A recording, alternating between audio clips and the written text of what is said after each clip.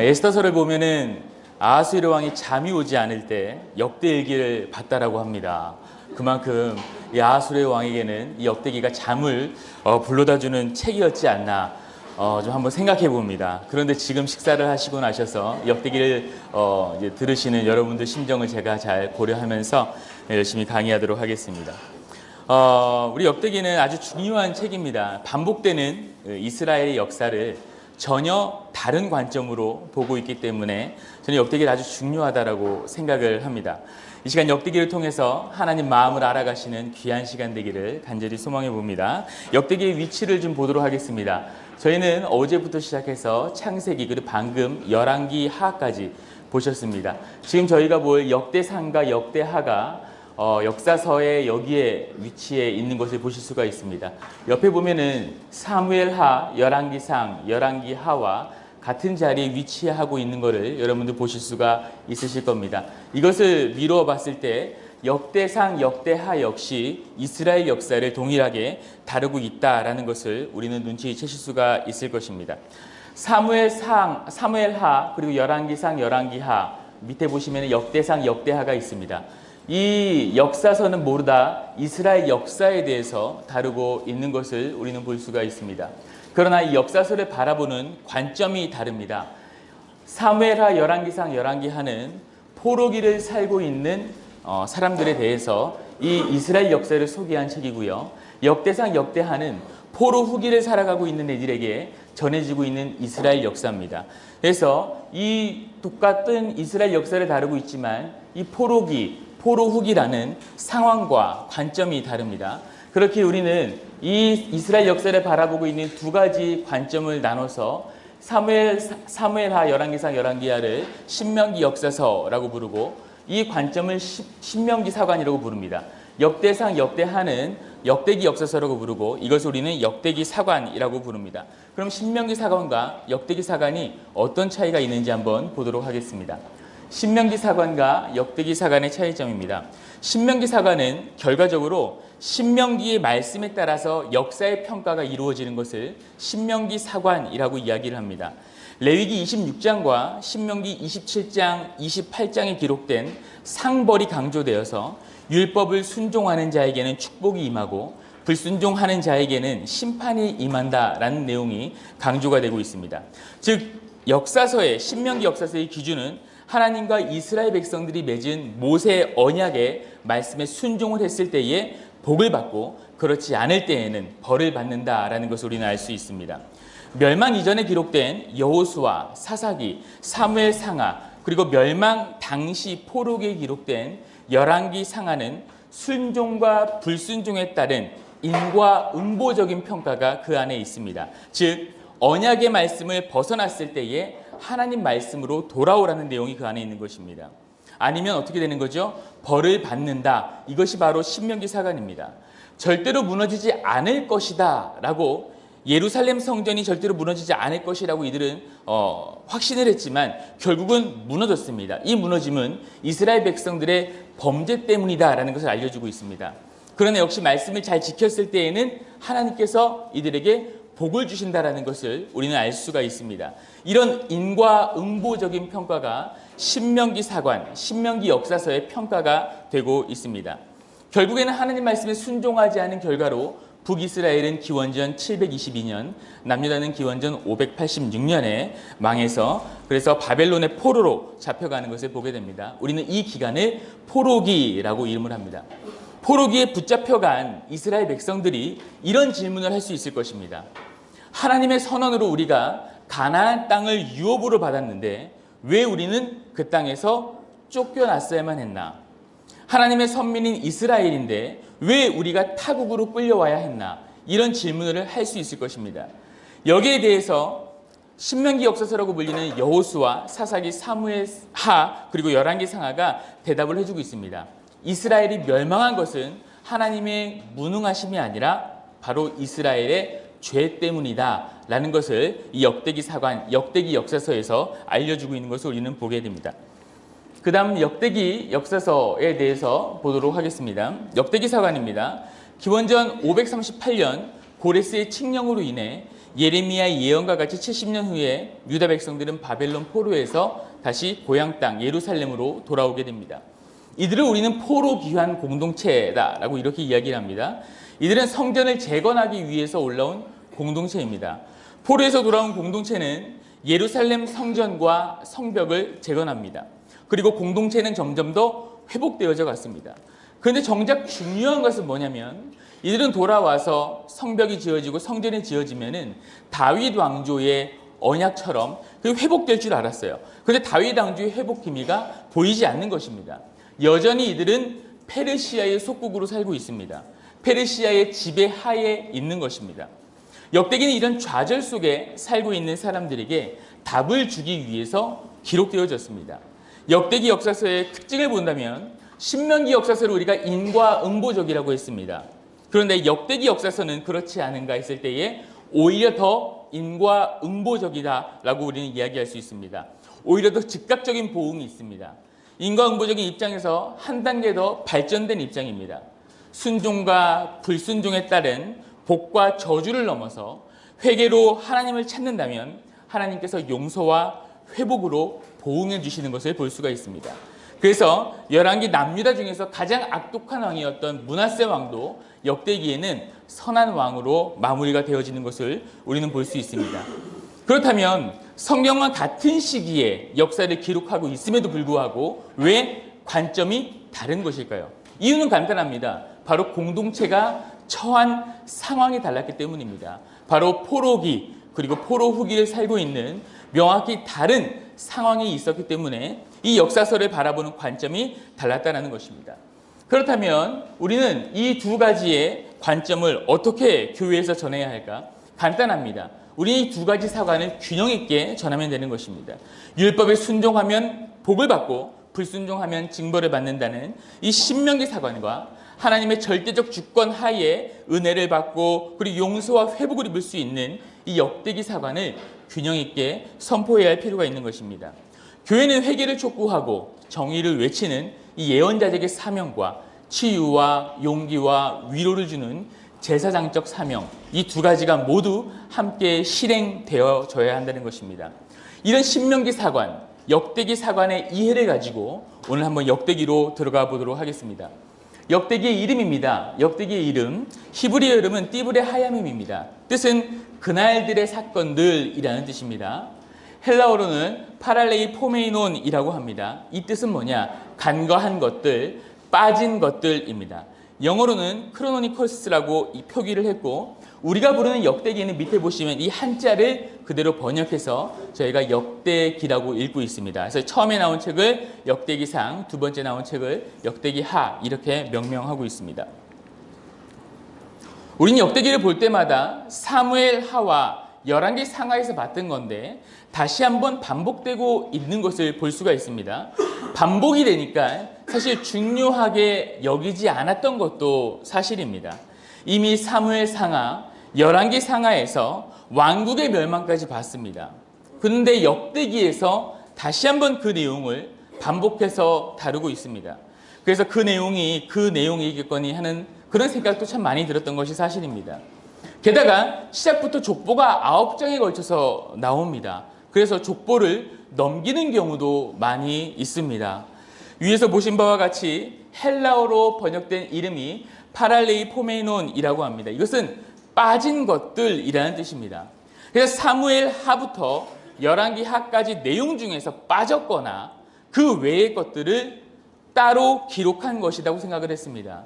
그렇게 우리뿐만 아니라 역대기의 이름 자체로도 그냥 역대기는 역사서의 보조자료다라는 정도로만 결정짓고 생각하기에 충분했습니다. 심지어 어떤 분들은 말하기를 역대기의 기록은 저자가 자기의 입맛에 맞게 따로 편집했다라고 주장하시는 분도 있습니다. 그리고 역대기는 유대교의 역사이기 때문에 굳이 보지 않아도 된다, 건너뛰어도 된다라고 말씀하시는 분도 있습니다. 그냥 이런저런 이유로 우리는 역대기를 사무엘서, 열왕기서에 비해서 덜 중요하게 생각한 것이 사실입니다. 그러나 절대로 그렇지 않습니다. 히브리어 성경 마소라 사본에서는 역대기의 위치가 다릅니다. 이 오른쪽에 있는 표를 보시면요. 역대기 위치가 어디에 나와 있냐? 토라, 예언서, 성문서 중에서 맨 마지막에 역대기 이름이 위치하는 것을 볼 수가 있습니다. 심지어 역대기 이후에 기록되었던 에스라, 느헤미야보다도 더 후에 역대기 이름이 기록되어져 있는 것을 볼 수가 있습니다. 이것이 우리에게 말하고 있는 것은 뭐냐? 이 구약 성경이 처음에 기록되었던 그 시기에 역대기는 구약 성경의 결과였다라고 우리는 살펴볼 수가 있는 것입니다. 그 이후에 헬라의 알렉산더의 대왕에 의해서 그리스어 헬라어로 번역이 됩니다. 그것이 바로 맨 왼쪽에 나와 있는 이 순서인데요. 이 번역을 할 때에 이 번역에 참여하셨던 분들이 디아스포라 유대인들이었습니다. 그래서 그분들이 역대기를 이해할 때 그냥 단순한 역사로만 이해를 했습니다. 그래서 역사서로 이 역대기를 따로 분류를 하게 되었고 사무엘, 열왕기 뒤를 이어서 역대기 순서대로 편집을 한 것을 우리는 이 위에서 보실 수가 있습니다. 그런데 최근 들어 다시 역대기의 연구가 이전에 비해서 더욱더 활발하게 진행이 되고 있고 최근 들어서 쿰란 문서의 발견 등으로 인해서 역대기의 역사가 객관성의 위치나 다른 역사서만큼 많이 회복되어진 것이 사실입니다.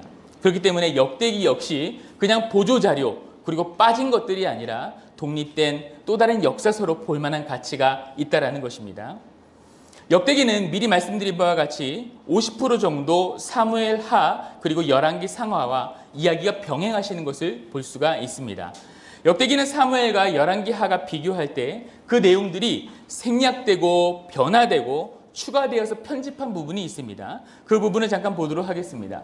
먼저 생략된 부분입니다. 사무엘서 열왕기에는 있지만 역대기에는 발견할 수 없는 사건들이 있습니다. 다윗과 밧세바의 범죄가 역대기에는 기록되어져 있지가 않습니다. 그리고 이방 여인들과 솔로몬의 국제 결혼 역시도 따로 기록되어져 있지 않습니다. 여로보암이 황금 송아지를 만든 사건 등이 역대기에는 따로 기록되어져 있지 않습니다. 역대기는요, 다윗 왕조에 대해서 조금 더 긍정적으로 기록하고 있음을 우리는 볼 수가 있습니다. 변화된 내용입니다. 역대기 기자는 다윗의 법궤로 옮긴 사건, 길르앗 라못의 전투를 사무엘과 열왕기보다 가볍게 변경하는 것을 우리는 볼 수가 있습니다. 첨가입니다. 역대기는 사무엘 열왕기에 나타나지 않는 사건들을 다룹니다. 성전 건축을 위한 다윗의 준비가 아주 정성스럽게 담겨져 있고요. 여호사밧의 개혁과 아람과의 전쟁 그리고 히스기야의 개혁들이 첨가되어져 있다는 것을 우리가 볼 수가 있습니다. 먼저 기록자를 좀 보도록 하겠습니다. 사실 역대기 안에는 기록자가 누구인지 몇 년도에 언제 이것이 기록되었는지는 사실 언급되어 있지가 않습니다. 유대 전승 자료인 탈무드에 에스라가 기록되어졌다라고 합니다. 그리고 역대하 36장 22절과 23절 그리고 에스라 1장 1절부터 3절까지의 내용이 같은 것을 보면은 우리는 당시 레위 집하면서 율법에 능했던 에스라가 기록했다는 주장에 무게가 실리고 있습니다. 그래서 기록자는 전통적으로 에스라로 보고 있습니다. 배경입니다. 바사는 정복한 지역을 안정화하기 위해서 바벨론의 포로로 붙잡혀 있던 포로민들을 자신의 고향으로 돌아갈 수 있는 정책을 폈습니다. 이런 정책으로 유다 사람들도 예루살렘으로 돌아갈 수 있는 기회가 생긴 것입니다. 마치 애굽의 노예로 붙잡혀 있었던 이스라엘 백성들이 출애굽한 것처럼 바벨론의 포로로 있던 자들이 출바벨론을 하게 된 것입니다. 포로 귀환은 바벨론의 포로로 세 번에 나눠서 끌려갔던 것처럼 세 번에 나눠서 포로 귀환이 이루어지는 것을 볼 수가 있습니다. 바벨론 포로의 귀환은 스룹바벨, 에스라, 느헤미야에 의해서 세 차례에 걸쳐서 귀환하는 것을 우리는 살펴볼 수가 있습니다.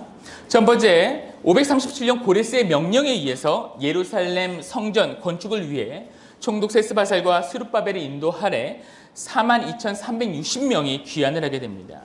귀환하는 무리 중에는 가장 중심적으로 이루었던 지파가 유다와 베냐민, 레위 지파 사람들이 중심이었습니다.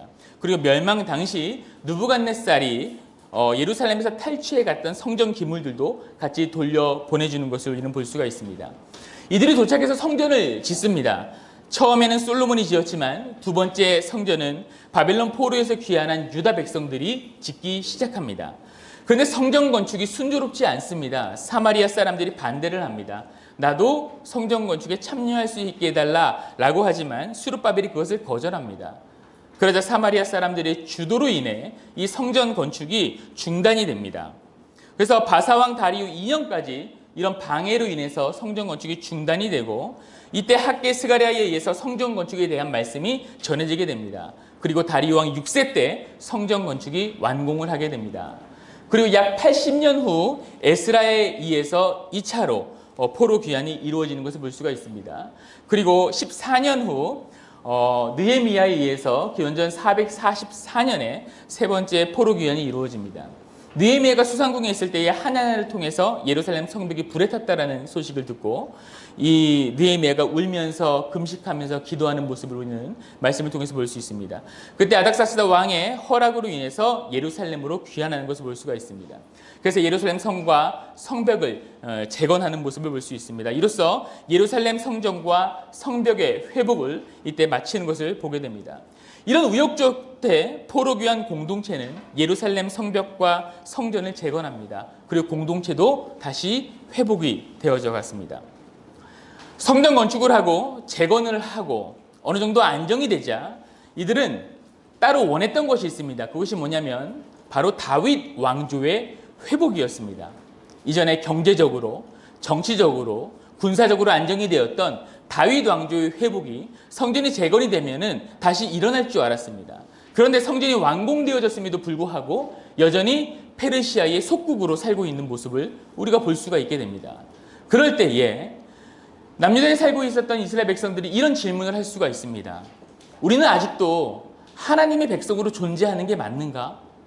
성전도 다 지었고 성벽도 다 지었는데 왜 여전히 포로로 있지? 우리는 진짜 하나님 백성이 맞는가? 다윗의 후손이 왕조를 계승할 것이라는 언약은 포로기 70년으로 끝난 것인가? 우리는 아직도 다윗 언약의 계승자인가? 다윗의 언약의 회복은, 다윗 왕조의 회복은 왜 이루어지지 않는가? 라는 질문들을 포로 후기를 살고 있는 사람들은 할 수가 있는 것입니다. 우리 기원전 430년대에 이 역대기가 기록된 것을 볼 수가 있습니다. 역대상 3장 19절에서 24절까지를 봤더니 스룹바벨 이후 6세대의 포로 귀환 공동체에 대한 족보가 언급이 되는 것을 볼 수가 있습니다. 당시 히브리 왕들의 집계를 평균해 보면은 23년입니다. 그렇게 스룹바벨 이후에 6세대를 살았기에 스룹바벨을 포함해서 7세대, 즉 곱하기 23을 하면은 기원전 430년 정도에 기록되었다라고 우리는 추정할 수가 있습니다. 그리고 또 한 가지 생각해 봐야 될 것은 아담으로부터 스룹바벨 이후에 6세대까지 세어봤더니 50세대입니다. 성경에서 50은 무엇을 의미하죠? 희년을 의미합니다. 그렇게 역대기를 기록하신 분이 하나님의 그런 영감으로 이런 의도가 있었는지 아닌지는 잘은 모르겠지만 아담부터 스룹바벨 6세대 이후까지 50세대로 하나님께 다시 돌아온다면 희년을 통해 하나님께서 회복을 시켜준다는 의미도 한 번쯤 생각해 볼 수가 있습니다. 또한 역대상 29장 7절에 보면은 다릭이라는 화폐가 사용되는 것을 볼 수가 있습니다. 이 다릭이라는 화폐는 페르시아 시대 때 화폐입니다. 그렇기 때문에 이러한 내용들을 근거로 우리가 기원전 430년경에 기록되었다라고 볼 수가 있습니다. 역대기 기록 목적을 한번 보도록 하겠습니다. 다윗의 옛 영광의 회복이 이루어질 것인가? 라는 그런 유다 사람들에게 질문에 대답을 해주기 위해서 역대기에 쓰여진 것입니다. 그렇기 때문에 거기에서 충분한 대답이 되어져야만 했습니다. 그래서 다윗의 언약의 회복이 이루어질 것인가? 라는 질문에 포로 귀환 공동체의 가장 큰 과제는 이스라엘의 회복이다 라는 내용을 가지고 이 역대기가 기록되었습니다. 그리고 우리는 여전히 하나님의 백성인가? 라는 질문 앞에 성전을 중심으로 하나님을 예배하는 백성의 정체성을 확립하기 위해 이 역대기가 쓰여진 것을 볼 수가 있습니다. 우리는 아직도 다윗 언약의 계승자인가? 라는 질문 앞에 포로 귀환 공동체의 회복은, 그리고 그 비전은 다윗 언약의 연속성에 있음을 강조하고 있습니다. 그리고 종교적 제의, 회복을 꿈꾸면서 기록한 이스라엘 역사가 바로 이 역대기 기록 목적 안에 들어있음을 우리는 보게 됩니다. 역대기 기록의 특징이 있습니다. 첫 번째, 신관입니다. 이스라엘 백성들은 포로 생활을 거치면서 다신론에서 유일신으로 그 신론이 바뀌게 됩니다. 그 전까지는 여호와가 하나님인 줄 몰랐는데 포로 세대를 살다 보니까 하나님인 줄 알게 된 거예요. 그래서 유일신론으로 신론이 바뀌게 됩니다. 역대기에는 하나님의 손길이라는 말이 자주 나옵니다. 이것이 여호와 의외의 도움은 덧없는 것이며 신뢰하지 못할 것이기 때문에 이스라엘은 하나님만 의지할 수 있도록 훈련을 받습니다. 또한 여호와께서 이방인들을 통하여 자신의 뜻과 의도를 나타내는 것을 우리는 볼 수가 있습니다. 두 번째, 예배입니다. 신론이 유일신론으로 변화되니까 여호와께서 하나님이심이 강조가 되니까 당연히 예배를 드리는 장소가 강조가 됩니다.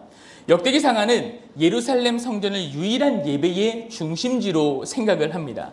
또한 그곳은 다윗 왕조가 자리 잡고 있는 곳으로 여호와께서 임재해 계신 곳임을 상징하고 있습니다.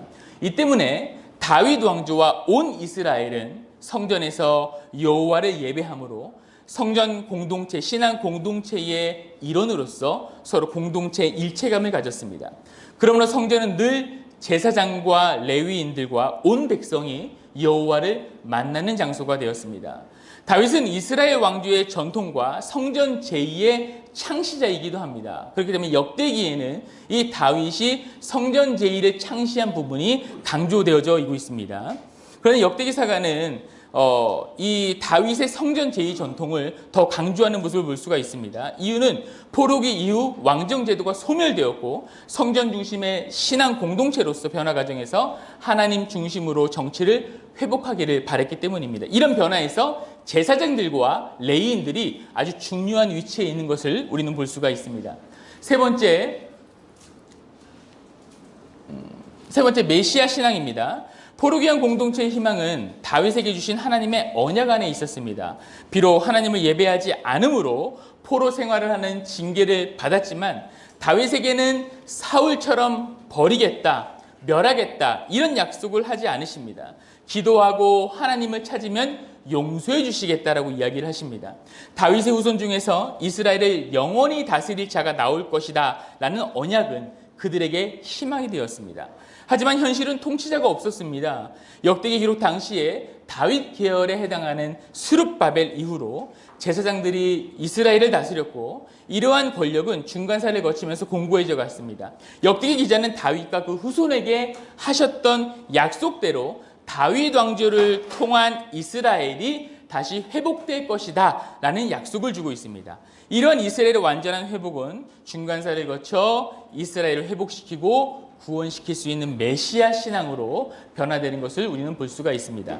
네 번째, 백성입니다. 역대기사가는 국가의 개념보다는 종교를 더욱더 강조했습니다. 그것은 나라를 회복하지 못한 상황에서 예루살렘 제2의 비중을 둬야만 했던 당시 상황 때문이었습니다. 그러므로 성전 중심의 신앙 공동체를 통하여서 온 이스라엘이 주축이 되어 세계 만민이 하나님 나라를 지향하도록 하는 열망을 갖고 있었음을 우리가 보게 됩니다.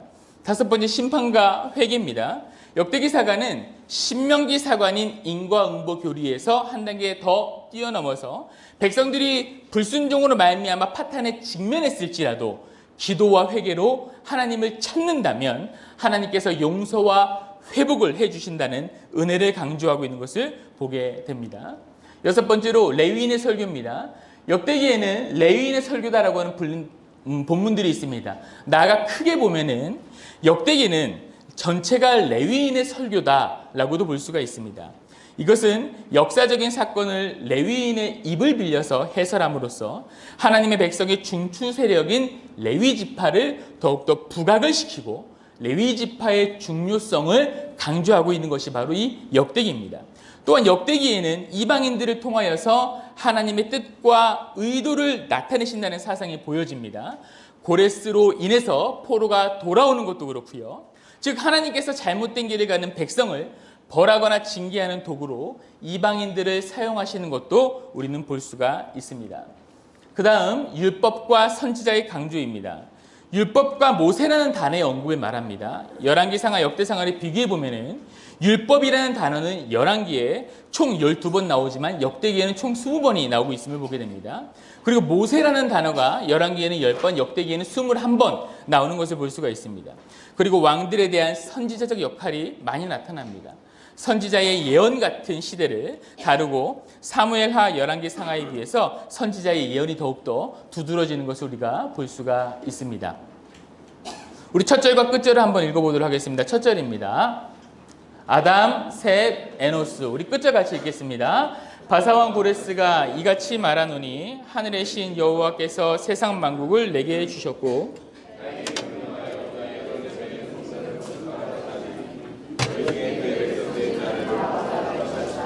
너희 하나님 여호와께서 함께 하시기를 원하노라 하였더라. 아멘. 전체 보기를 보도록 하겠습니다. 역대는 크게 네 부분으로 되어져 있습니다. 그리고 첫 번째, 이거를 1부, 2부, 3부, 4부라고 명명하도록 하겠습니다. 첫 번째입니다. 첫 번째 1부는 세 개의 또 기둥으로 되어져 있습니다. 아담으로부터 포로 귀환까지의 계보입니다. 첫 번째는 지파 이전 시대의 계보, 두 번째는 지파 시대의 계보, 세 번째는 지파 이후 시대의 계보, 이렇게 세 개의 기둥으로 되어져 있는 것을 볼 수가 있습니다. 지파 이전 시대입니다. 1장부터 2장 2절까지의 내용이 나오고 있고요. 야곱의 12아들 이전까지의 계보에 대해서 소개하고 있습니다. 지파 시대의 계보는요, 2장 3절부터 8장까지 나와 있습니다. 12지파 시대의 이야기를 말합니다. 가나안 땅에 들어와서 사사, 그리고 왕정 시대를 포함한 계보와 족보가 나오는 것을 볼 수가 있습니다. 지파 이후의 시대의 계보는요, 9장 한 장에 기록되어져 있는 것을 볼 수가 있습니다. 포로 귀환 공동체의 족보입니다. 계보를 통해서 말하고자 하는 것은 뭐냐면요, 자신들의 시작이 어디인가, 이스라엘 백성들의 정체성에 대해서 이야기해 주고 있습니다. 포로 후기를 살고 있고 너무나도 어렵고 척박한 환경 가운데 과연 우리에게 다시 하나님의 그런 다윗의 언약이 나타날 것인가, 하나님께서 우리를 버리신 것은 아닌가라는 조바심을 갖고 있는 그들에게 이 계보를 통해서 이야기하고자 하는 것은 뭐냐면 이스라엘 백성들의 시작이 어디인가라는 것입니다. 그렇게 계보를 보시면은 기원을 아담으로부터, 즉 하나님으로부터 시작해서 포로 귀환 이후 시대에 자신들이 서 있는 위치까지 다루고 있는 것을 볼 수가 있습니다. 그래서 그들이 하나님의 백성이다라는 것을 보여주고 있는 것입니다. 전체 분량 중에서 가장 가운데 있는 지파 시대가 가장 많은 분량을 차지하고 있는 것을 볼 수가 있습니다. 그리고 이 많은 분량 가운데에 어떤 지파가 가장 많이 나오냐, 바로 유다, 레위, 베냐민 지파가 많이 나오는 것을 볼 수 있습니다. 그러면 왜 유다와 레위와 베냐민 지파가 많이 나올까요? 이들이 귀환 공동체의 대부분이기 때문에 이 세 지파를 강조하면서 다루고 있습니다. 그래서 단 지파와 스불론 지파를 제외하고 다른 많은 지파를 다루지만 이 세 지파를 중점적으로 다루고 있는 것을 우리는 볼 수가 있습니다. 그리고 2부 다윗의 통치, 두 번째를 보도록 하겠습니다. 다윗의 통치는 두 개의 단락으로 되어 있는 것을 우리는 볼 수가 있습니다. 다윗 왕조의 수립이 9장 35절부터 22장 1절까지 되어져 있고요. 성전 건축 준비는 22장 2절부터 29장까지 되어 있는 것을 볼 수가 있습니다. 두 번째 부분은 다윗이 죽기 전에, 이 두 번째 기둥의 두 번째 부분, 성전 건축 준비는요, 다윗이 죽기 전에 성전 건축을 하기 위해 힘쓰고 기브온에서 제사를 드리는 그런 장면이, 그러니까 즉 다윗이 죽기 전에 1년간의 장면이 담겨져 있는 것이 바로 이 성전 건축을 준비하는 과정입니다. 열왕기상에는 이 부분이 열왕기상 1장, 2장에 거쳐서 기록이 되어 있지만 역대기에서는 다윗이 성전 건축을 준비하는 이 과정의 모습이 22장부터 29장까지 더욱더 많이 기록되어지는 것을 볼 수가 있습니다. 이런 것을 미뤄봤을 때 이 역대기 기자가 얼마나 다윗이 성전 건축을 준비했는가에 중심을 두고 있는지, 그 역대기에서 성전이 얼마나 중요한 위치에 있는지를 우리는 볼 수가 있습니다. 3부, 4부는 역대하에 나와 있는 내용으로 우리가 볼 수가 있습니다. 첫 번째는 성전 건축자 솔로몬의 통치에 대해서 나오고 있습니다. 역대기 기자는 솔로몬을 성전 건축자로 묘사하고 있습니다. 그래서 제목도 성전 건축자 솔로몬이라고 이름을 지었습니다. 열왕기에서 솔로몬 하면은 지혜의 왕이기도 하지만 우상 숭배도 많이 했고 결혼도 많이 하고 금과 음을 많이 두는 이런 좀 부정적인 부분이 많이 부각되기도 합니다. 그러나 역대기에서는 이스라엘 공동체의 중심이 성전 중심이고 제의 중심이었기 때문에 성전 건축에 큰 의미를 두고 있습니다. 그래서 다른 부분은 관심이 적습니다. 성전 건축자로서의 솔로몬이 부각되어 있고 성전 건축자로서의 솔로몬에 집중되어 있기 때문에 솔로몬이 지었던 죄와 과오, 실패 이런 것들에 대한 언급이 없는 것을 우리가 볼 수가 있습니다. 사부입니다. 사부는 역대하 10장부터 36절까지 나와 있고요. 부절왕국 시대입니다. 남유다 일대 왕인 르호보암부터 시작해서 멸망할 때까지 시드기야 왕 때까지 20명의 왕들이 나와 있는 것을 볼 수가 있습니다.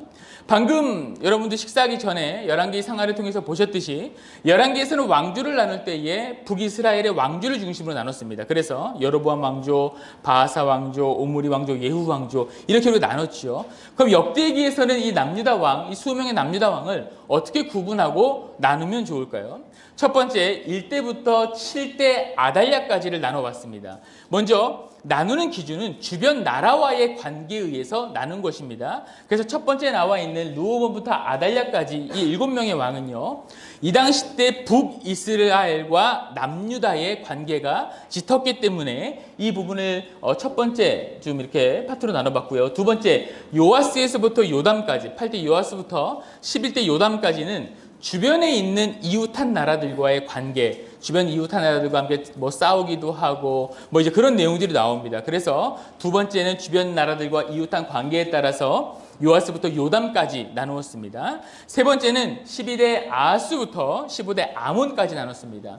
이때는 이 남유다가 아수르와의 또 관계가 또 짙어집니다. 아수르가 제국이 되어지면서 압박해오는 그런 시기에 아하스부터 아몬까지 이 아수르의 깊은 관계가 있습니다. 그래서 이 세 번째는 아수르와의 관계에 의해서 나눠봤고요. 네 번째 16대 요시아부터 시작해서 20대 시드기야까지는 바벨론과 애굽의 관계에 의해서 이렇게 우리가 구분을 이 네 개로 구분을 해봤습니다. 숫자를 세어보니 첫 번째가 7명의 왕이 있고 두 번째가 4명의 왕, 여기도 4명, 여기 5명의 왕이 있는 것을 보게 됩니다. 그래서 7, 4, 4, 5 이렇게 수명의 왕을 7, 4, 4, 5로 나뉘었다는 것을 우리가 볼 수 있습니다. 한번 따라해 보겠습니다. 7, 4, 4, 5. 7, 4, 4, 5. 네, 그렇게 왕이 나눠졌다는 것을 보시면 훨씬 더 이해하고 또 외우기 쉬우시겠습니다. 왕들에 대한 자세한 이야기는 보시면 아시겠지만 맨 마지막에 가서 한번 다뤄보도록 하겠습니다. 역대상하를 우리가 하나로 본다면 가운데 있는 9장 35절부터 시작해서 역대하 9장까지, 즉 다윗이 성전 건축 준비를 하고 솔로몬이 성전을 건축한 부분이 역대기에서 가장 많은 분량을 차지합니다. 총 23장의 분량을 차지하고 있는데요. 그렇기 때문에 역대기가 말하고자 하는 것이 무엇이냐?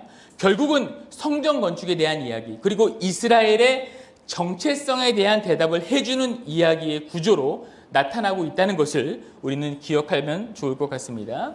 여기 핵심입니다. 핵심은 언약과 은혜의 하나님입니다. 하나님의 언약은 포로 후기를 지나도 영원하고 그리고 은혜를 베푸시는 분이 바로 하나님이다 라는 것이 이 역대기의 핵심임을 우리가 볼 수 있습니다. 이 네 개의 이동을 자세히 들어가 보도록 하겠습니다. 먼저 지파 이전 시대의 계보를 보도록 하겠습니다. 족보는 아까 보셨듯이 세 개의 족보로 되어져 있습니다. 첫 번째가 지파 이전, 그리고 지파 시대, 지파 이후 시대 이렇게 세 개의 좀 구분으로 나눠져 있습니다. 지파 이전 시대는 아담으로부터 시작해서 이스라엘, 야곱의 12아들까지의 족보가 나와 있습니다. 역대기는 포로 후기 공동체를 대상으로 기록되었다라고 제가 말씀드렸습니다. 따라서 그들의 중요한 관점이 뭐냐? 우리들의 정체성입니다. 그리고 나의 정체성입니다. 그렇기에 아담으로부터 시작해서 수르바벨 이후 6세대까지 예루살렘에 정착한 사람들의 이름을 하나하나 기록함으로써 이스라엘 백성은 창조 때부터 현재 처참하고 비참하고 정체성이 흔들리는 지금까지 살고 있지만 그럼에도 불구하고 하나님의 꾸준한 관심과 사랑을 받는 백성이다라는 것을 알려주고 있는 것을 우리는 족보를 통해서 알 수가 있는 것입니다. 지파 이전 시대의 족보는 아담으로부터 이스라엘까지 기록되어졌다라고 말씀을 드렸습니다. 그들의 조상의 시초였던 아브라함으로부터 시작하지 않고 아담까지 올라간 것은 그들의 시작은 결국 누구다? 바로 하나님이다라는 겁니다. 그리고 마무리는 누구로 마무리된다? 이스라엘로 마무리됩니다. 역대기에서는 야곱이라는 이름보다는 이들의 정체성을 위해서 이스라엘 이름을 사용하고 있습니다. 즉 하나님께서 세우신 이스라엘에 속해 있다라는 것을 또한 이 계보를 통해서 알려주고 있는 것입니다. 이를 통해서 하나님께서는 그들을 버리지 않았고 이스라엘 백성들은 여전히 하나님께 속해 있고 이스라엘에 속해 있다는 정체성을 알려주고 있다는 것입니다.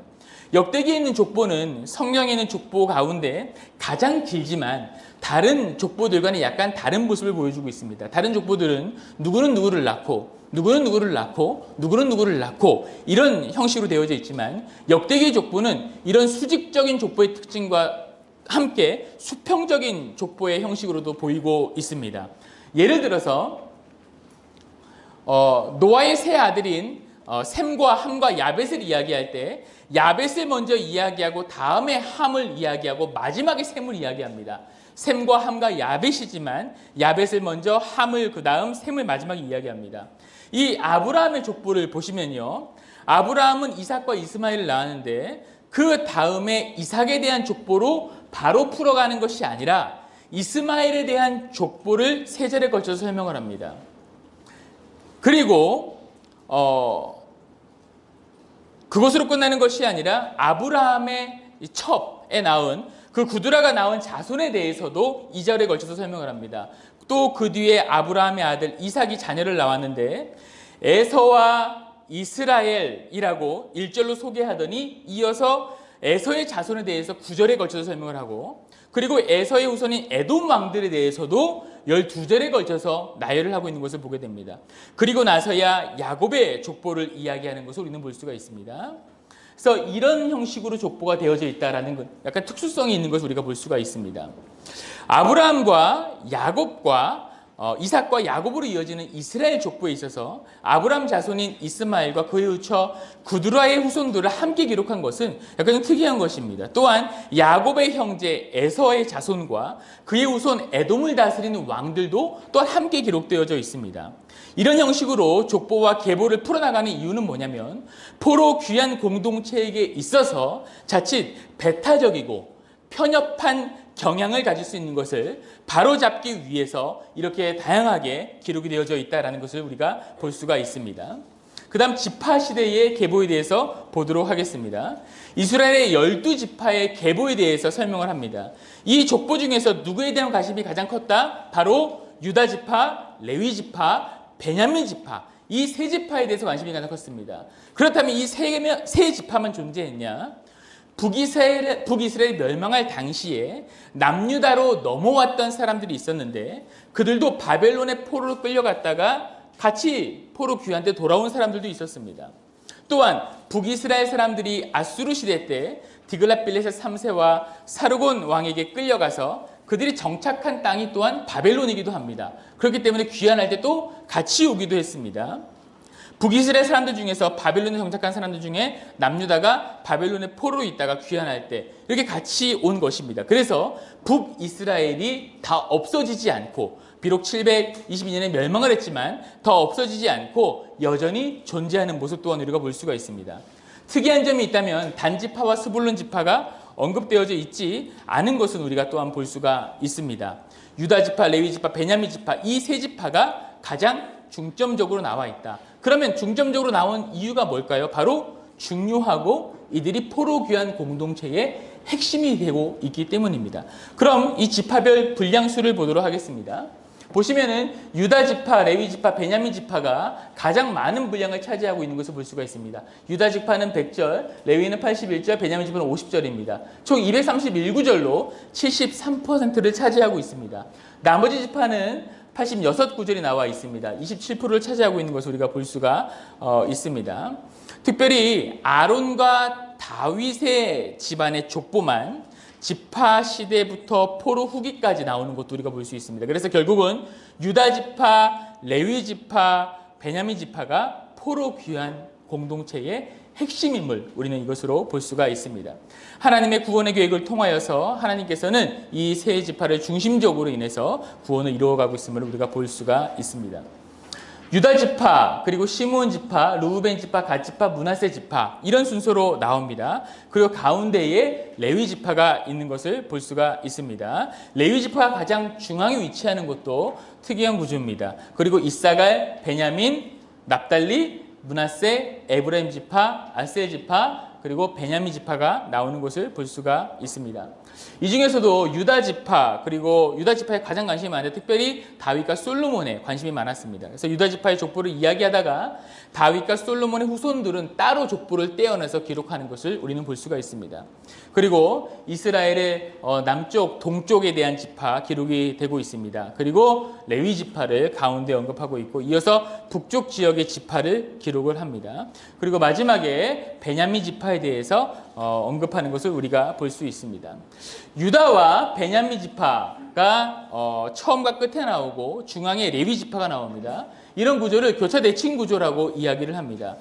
역대기 사가가 교차 대칭 구조를 사용해서 여기서 말하고자 하는 것이 무엇인가, 바로 어떤 한 지파를 강조하고 싶었기 때문에 이 교차 대칭 구조를 사용한 것입니다. 당연히 가운데에 있는 레위 지파를 강조하기 위해서 교차 대칭 구조를 사용했습니다. 레위 지파를 가운데 위치하게 함으로써 우리의 시선과 초점은 가운데 레위 지파로 가게 되는 것이죠. 포로 귀환 공동체는 성전 중심의 공동체로 당시 귀환 공동체가 무엇에 관심을 가지고 있고 무엇에 관심을 두었을지를 이 구조를 통해 나타내고 있는 것입니다. 레위 지파를 다룰 때 가장 중요한 것은 이때부터 제사장을 따로 다루고 레위인을 따로 다루고 레위 지파의 직분과 직무에 관련해서 따로 이야기하기 시작합니다. 왜 이러한 직분과 직무가 강조되었나? 이들을 통하여 성전 중심 공동체에서 하나님께 예배할 수 있기 때문에 그렇습니다. 그렇기 때문에 성전 중심 공동체로 다시 회복이 되어야 하는 포로 후기를 살아가고 있는 이스라엘 백성들에게 그렇기에 레위 지파를 강조하면서 보여주고 있는 것을 우리가 볼 수가 있습니다. 이런 내용과 구조를 통해서 역대기 사가가 포로 귀환 공동체의 관심이 어디에 두고 있는지 우리는 또한 알 수가 있는 것입니다.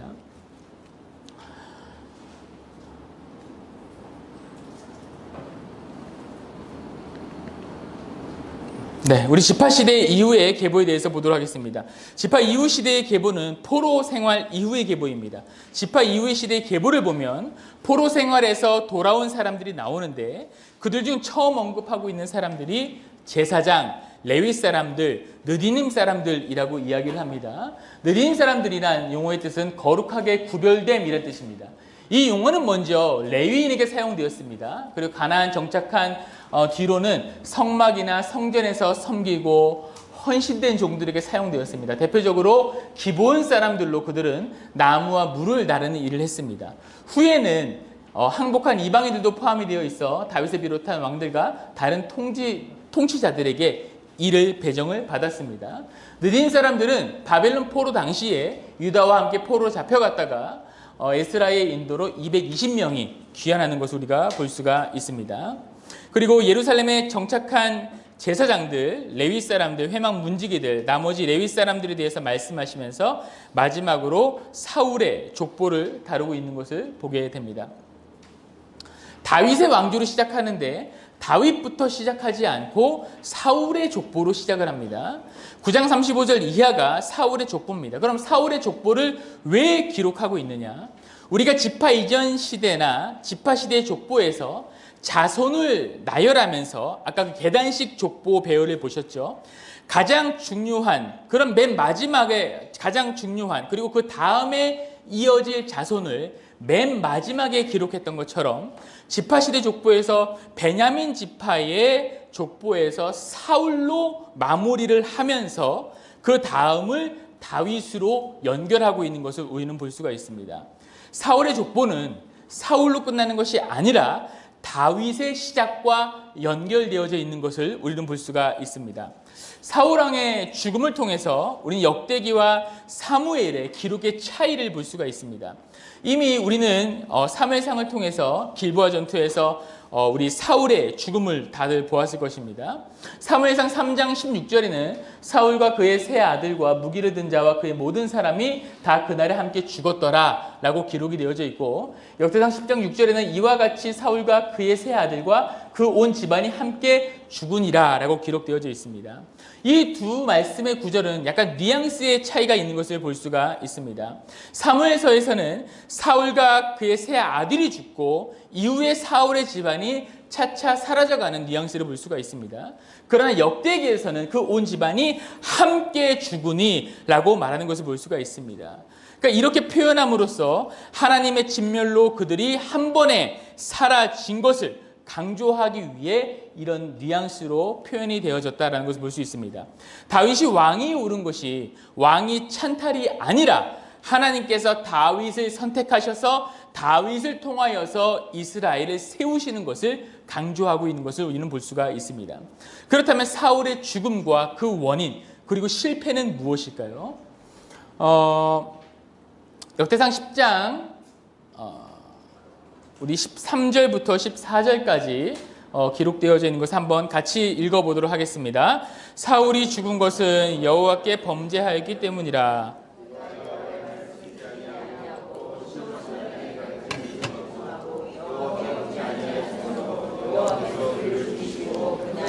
이새의 아들은 넘겨주니라. 아멘.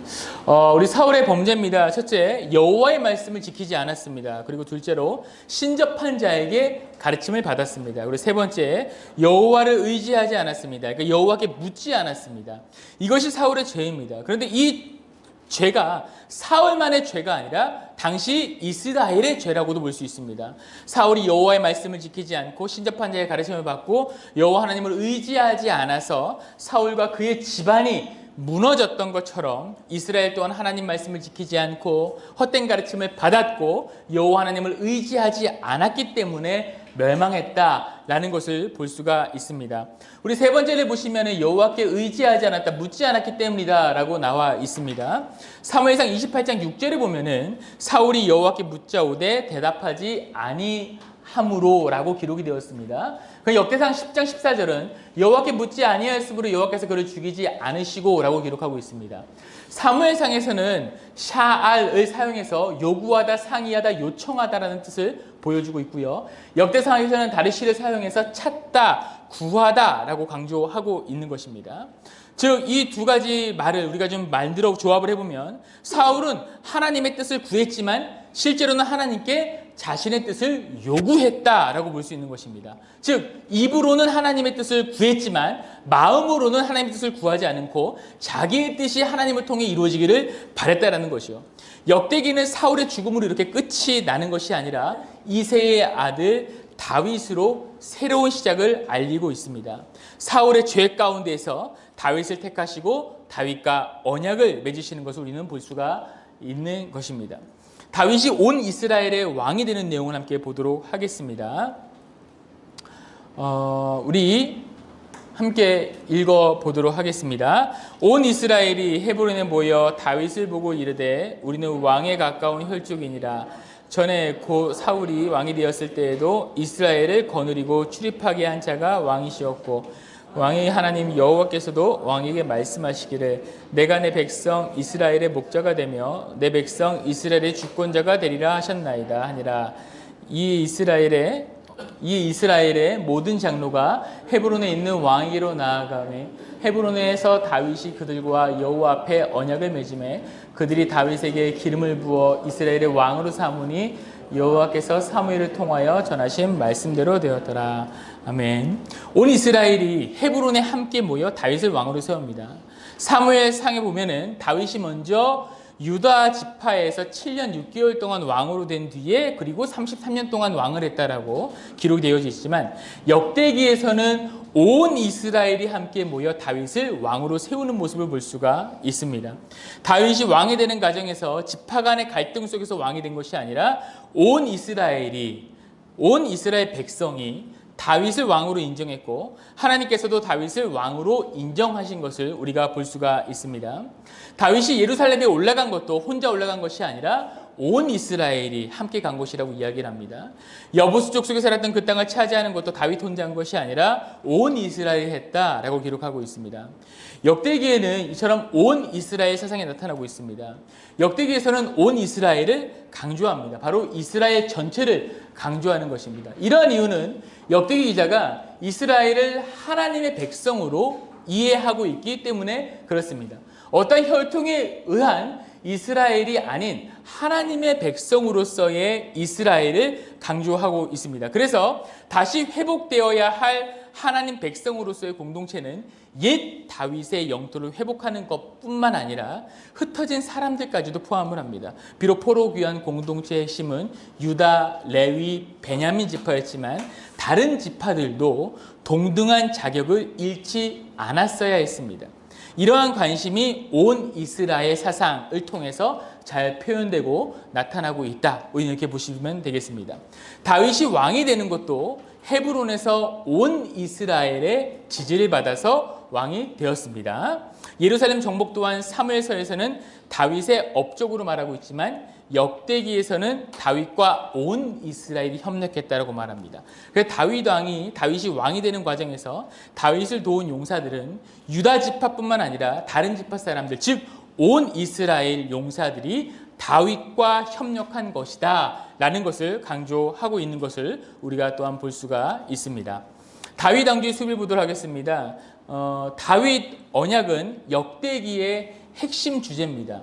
여호와께서 궤를 다윗성으로 옮기신 후에 하나님께서는 다윗과 영원한 언약을 맺으시는 것을 볼 수가 있습니다. 이 다윗 언약에 대해서 한번 다 같이 읽어보겠습니다. 또한 내 종 다윗에게 이처럼 말하라. 만군의 여호와께서 이처럼 말씀하시기를 내가 너를 곧장 따라다니던 데에서 데려다가 내 백성 이스라엘의 주권자로 삼고 내가 어디로 가든지 내가 너와 함께 있어 내 모든 대적을 내 앞에서 멸하였은즉 세상에서 존귀한 자들의 이름 같은 이름을 내게 만들어 주리라. 내가 또 내 백성 이스라엘을 위하여 한 곳을 정하여 그들을 심고 그들이 그곳에 거주하면서 다시도 옮겨가지 아니하게 하며 악한 사람들에게 전과 같이 그들을 해치지 못하게 하여 전에 내가 사사에게 명령하여 내 백성 이스라엘을 다스리던 때와 같이 아니하게 하고 또 내 모든 대적으로 내게 복종하게 하리라. 또 내게 이르노니 여호와가 너를 위하여 한 왕조를 세울지라. 내 생명이 연한히 차서 내가 조상들에게로 돌아가면 내가 내 뒤에 내 씨 곧 내 아들 중 하나를 세우고 그 나라를 견고하게 하리니 그는 나를 위하여 집을 건축할 것이요 나는 그의 왕위를 영원히 건고하게 하리라. 나는 그의 아버지가 되고 그는 나의 아들이 되리니 나의 인자를 그에게서 빼앗지 아니하기를 내가 내 전에 있던 자에게서 빼앗음 같지 않게 하실 것이며 내가 영원히 그 집과 내 나라에 세우리니 그의 왕위가 견고하게 서겠다 하리라. 아멘. 다윗은 보니까 자신이 백향목 궁에 거하는데 언약궤는 휘장에 있는 것이 죄송스러워서 하나님의 성전을 지어드리고 싶은 마음이 생깁니다. 이 이야기를 나단에게 하니까 나단이 하나님께 여쭈어 봅니다. 그러나 하나님께서는 다윗에게 성전 건축을 하지 말라라고 말씀을 하시죠. 하나님께서는 다윗을 위하여 한 왕조를 세울 것이다 라고 약속을 하십니다. 하나님의 성전을 짓는 것을 막으시는 것은 아니지만 다윗을 통하여서 하는 것은 아니다 라고 말씀을 하십니다. 성전을 세우기 전에 다윗이 먼저 해야 할 일이 있습니다. 그것은 뭐냐면 나라를 견고하게 하는 것입니다. 그렇다면 하나님께서 다윗의 성전 건축을 기뻐하셨음에도 불구하고 반대하신 이유가 무엇인지 한번 보도록 하겠습니다. 그것은 첫 번째로 지금까지 이스라엘 역사 가운데에 성전을 건축하라 라고 누구에게 지시한 적이 없기 때문에 그렇습니다. 두 번째로는 다윗이 정복 전쟁을 하느냐고 많은 피를 흘렸기 때문입니다. 이는 평화와 은혜의 상징인 하나님의 성전이 무력과 사람들의 피 위에 세워지는 것으로 착각할 수도 있기 때문에 성전은 평화의 사람에 의해 세워져야 마땅하기 때문에 다윗의 손을 통하여서 성전이 건축이 되어지지 않았습니다. 또한 하나님께서는 백성들을 배려했습니다. 백성들이 이제 막 전쟁을 마치고 쉼을 얻은 상태인데 성전을 짓기 위해서 부역을 또 해야 한다면 고통으로 백성들의 원망이 커질 수 있기 때문에 하나님께서는 다윗의 때에 성전 건축을 허락하지 않은 것을 우리가 보게 됩니다. 역대기의 다윗 언약의 특징과 그 의미를 좀 보도록 하겠습니다. 우리 사무엘하 7장 16절을 보면은 내 집과 그리고 내 나라가 내 앞에서 영원히 보존되고 내 왕위가 견고하게 되리라 라고 사무엘하에 나와 있습니다. 그 역대상 17장 14절은 내가 영원히 그를 내 집과 내 나라에 세우리니 왕위가 견고하리라 라고 하셨습니다. 역대기에는 다윗 언약이 성전 건축을 할 솔로몬에 의해서 이루어질 것이다 라고 이야기하는 것을 우리가 볼 수가 있습니다. 또한 솔로몬과 관련되어서 사무엘하 7장 14절을 보니까 나는 그에게 아버지가 되고 그는 내게 아들이 되리니 그가 만일 죄를 범하면 내가 사람의 매와 인생의 채찍으로 징계하려니와 라고 범죄에 대한 심판과 징계를 경고하고 있지만 역대기에서는 이 부분이 빠져 있습니다. 즉 역대기 기자는 심판과 징계를 생략함으로써 다윗 언약의 영원성을 역대기에서 강조하고 있는 것을 우리는 볼 수가 있습니다. 그 다음 다윗의 인구조사를 보도록 하겠습니다.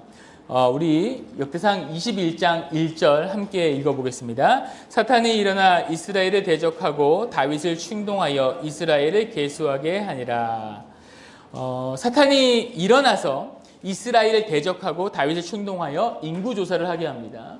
주변 국가들과 전쟁을 하다 보니까 어느 정도 내가 힘을 갖고 있나 확인해 보고 싶었습니다. 그런 이유로 인구조사를 하게 되는데 군대 장관 요압의 반대에 부딪히게 됩니다. 그럼에도 불구하고 다윗은 인구조사를 강행하게 됩니다. 조사 결과 이스라엘에는 110만 명, 유다 중에는 47만 명이 계수가 됩니다.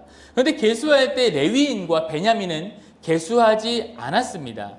그 이유는 첫 번째, 요압이 다윗과 갈등을 빚었고 요압은 반대했기 때문입니다. 둘째로 신앙적인 이유로 레위와 베냐민을 계수하지 않았습니다. 레위 지파는 모세 시대 때에도 하나님께 바쳐진 자들이라는 이유로 계수에서 제외됐었습니다. 그 베냐민 지파는 그들이 거하는 특성과 관련되어져 있었는데 이들은 예루살렘과 기브온에 거주했습니다. 예루살렘 성에는 언약의 계를 그리고 기브온에는 성막이 있었음을 우리가 보게 됩니다.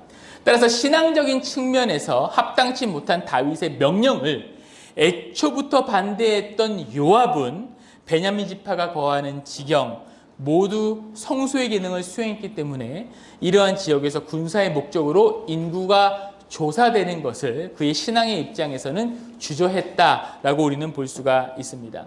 다윗의 이러한 인구조사로 인해서 하나님께서는 심판을 내리십니다. 뒤늦게 잘못을 깨닫고 회개하는 다윗에게 하나님께서는 선지자 갓을 통하여서 세 가지를 중에서 하나 고르라고 합니다. 첫 번째, 3년의 기근이고, 두 번째, 3달 동안 적군의 칼을 피해 다녀야 하고, 세 번째는 3일 동안 전염병이 도는 것. 이 중에서 하나 선택하라고 해서 다윗은 세 번째로 사흘간 전염병을 선택하게 되고 이 일로 7만 명이 죽는 것을 우리는 보게 됩니다. 그런데 죄는 다윗이 짓고 왜 죽는 것은 백성들이 죽어야 했을까요? 이는 다윗이 한 개인이 아니고 이스라엘을 다스리는 왕이었기 때문에 개인들은 물론이거니와 온 이스라엘 사상으로 인해 온 이스라엘에 영향을 미쳤기 때문입니다. 하나님께서는 심판을 하시면서 다윗의 기도를 통해 뉘우치셨다. 그러니까 하나님께서 다윗의 기도를 통해서 이 모든 것을 뉘우치셨다라고 하는 것인데 이것은 하나님께서 가슴 아파하셨다라는 뜻으로 우리가 볼 수가 있습니다. 다윗은 죄를 범한 사람이 자신임을 밝히고 자신의 집을 치시기를 간구를 합니다. 때늦은 간구와 후회이지만 그래도 하나님은 이를 통해서 마음을 돌이키시는 것을 우리가 볼 수 있습니다. 사무엘 하에 있는 평행 본문에서는 다윗이 인구조사를 하려는 마음이 컸다라고 되어 있는데 우리 역대기에서는 사탄이 한 것이다 라고 하면서 이때 사탄이 마음을 우리 보시면 사탄이 일어나 이스라엘 대적하고 다윗 충동했다라고 나옵니다. 그렇기 때문에 다윗의 허물을 감쌉니다. 다윗이 한 것이 아니라 사탄이 꾀서 한 것이다 라고 다윗의 허물을 감싸는 부분도 우리가 볼 수 있습니다. 어쨌든 다윗의 실수 때문에 하나님의 징계가 임했고 3일 동안 온역이 임하는 것을 우리가 볼 수가 있습니다. 그 다음 타작마당을 사는 다윗을 보도록 하겠습니다. 그 온역으로 인해서 다윗이 하나님께 제사를 드리게 되는데 오르난의 타작마당을 사게 됩니다. 그곳에서 제사를 드리게 됩니다. 하나님께서는 그곳에서 드리는 제사가 마음에 드셨고 결국 그곳이 성전터가 되는 중요한 기틀을 마련됐다는 것을 우리가 볼 수가 있습니다. 타작마당의 가격에 차이가 나는 것을 우리가 볼 수가 있습니다. 역대상 22장 29절까지 볼 수가 있습니다. 여기는 600세겔이라고 나와 있는데 지금 역대상에는 600세겔이라고 기록하고 있습니다. 이는 사무엘하에서는 타작마당과 소를 사는데 50세겔이고 역대하에서는 턱값으로 600세겔을 샀다라고 우리가 보면은 왜 이렇게 가격 차이가 나는지를 알 수가 있습니다. 그 다음 다윗의 성전 건축 준비를 보도록 하겠습니다. 역대상 22장부터 29장까지 다윗의 성전 건축에 대해서 나오는데 이때는 행정 조직도 정비하고 또 종교의 그런 모든 조직들도 정비하는 내용이 나옵니다. 성전 건축을 위하여 레위인들과 제사장들에게 새로운 임무를 맡깁니다. 제사장들을 24반처로 나뉘어서 성전 제의를 조직하고 관리도 임명하고 성전 건축에 쓸 예물을 준비한 이후에 솔로몬에게 왕위를 계승하고 솔로몬에게 율법 준수를 당부하며 모든 방백들에게 솔로몬을 도와서 성전을 건축하라 힘쓰라 라고 하는 내용이 여기에 나와 있습니다. 이 성전 건축의 준비는 이 모든 일들은 다윗이 죽기 직전에 1년 동안 이루어진 일임을 우리가 좀 유념해서 보실 필요가 있습니다. 22장 5절에 보면 다윗의 명령함으로 성전 공사가 진행이 되는 것을 볼 수가 있습니다. 먼저 다윗은 백성들과 방백들을 소집하여서 성전 건축을 명합니다. 물품을 준비합니다. 다윗은 하나님에 대한 열심으로 성전 건축을 준비를 합니다. 금 10만 달란트, 은 100만 달란트, 석재, 목재, 철, 노쇠 비롯해서 성전 건축에 쓰일 모든 자재와 그리고 장인들을 준비를 합니다. 그리고 솔로몬에게 성전 건축을 위임하면서 여호와의 율법을 준수하라고 촉구하면서 모든 방백을 불러 모아서 솔로몬과 함께 성전 건축에 힘써라 라고 이야기하는 모습을 볼 수가 있습니다. 역대상 22장 5절 우리 큰 목소리로 한번 읽어보겠습니다. 다윗이 이르되 내 아들 솔로몬은 어리고 미숙하고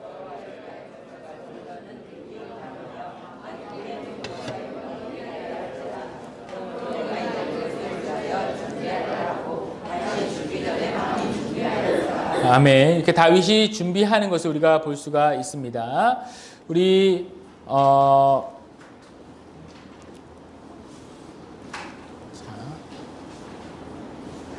우리 역대상 23장 24절부터 32절까지인데 우리 26절까지만 한번 읽어보겠습니다. 시작. 이는 다 레위 자손이니 그 조상의 가문을 따라 계수된 이름을 기록하고 여호와의 성전에서 섬기는 일을 하는 20세 이상 된 우두머리들이라.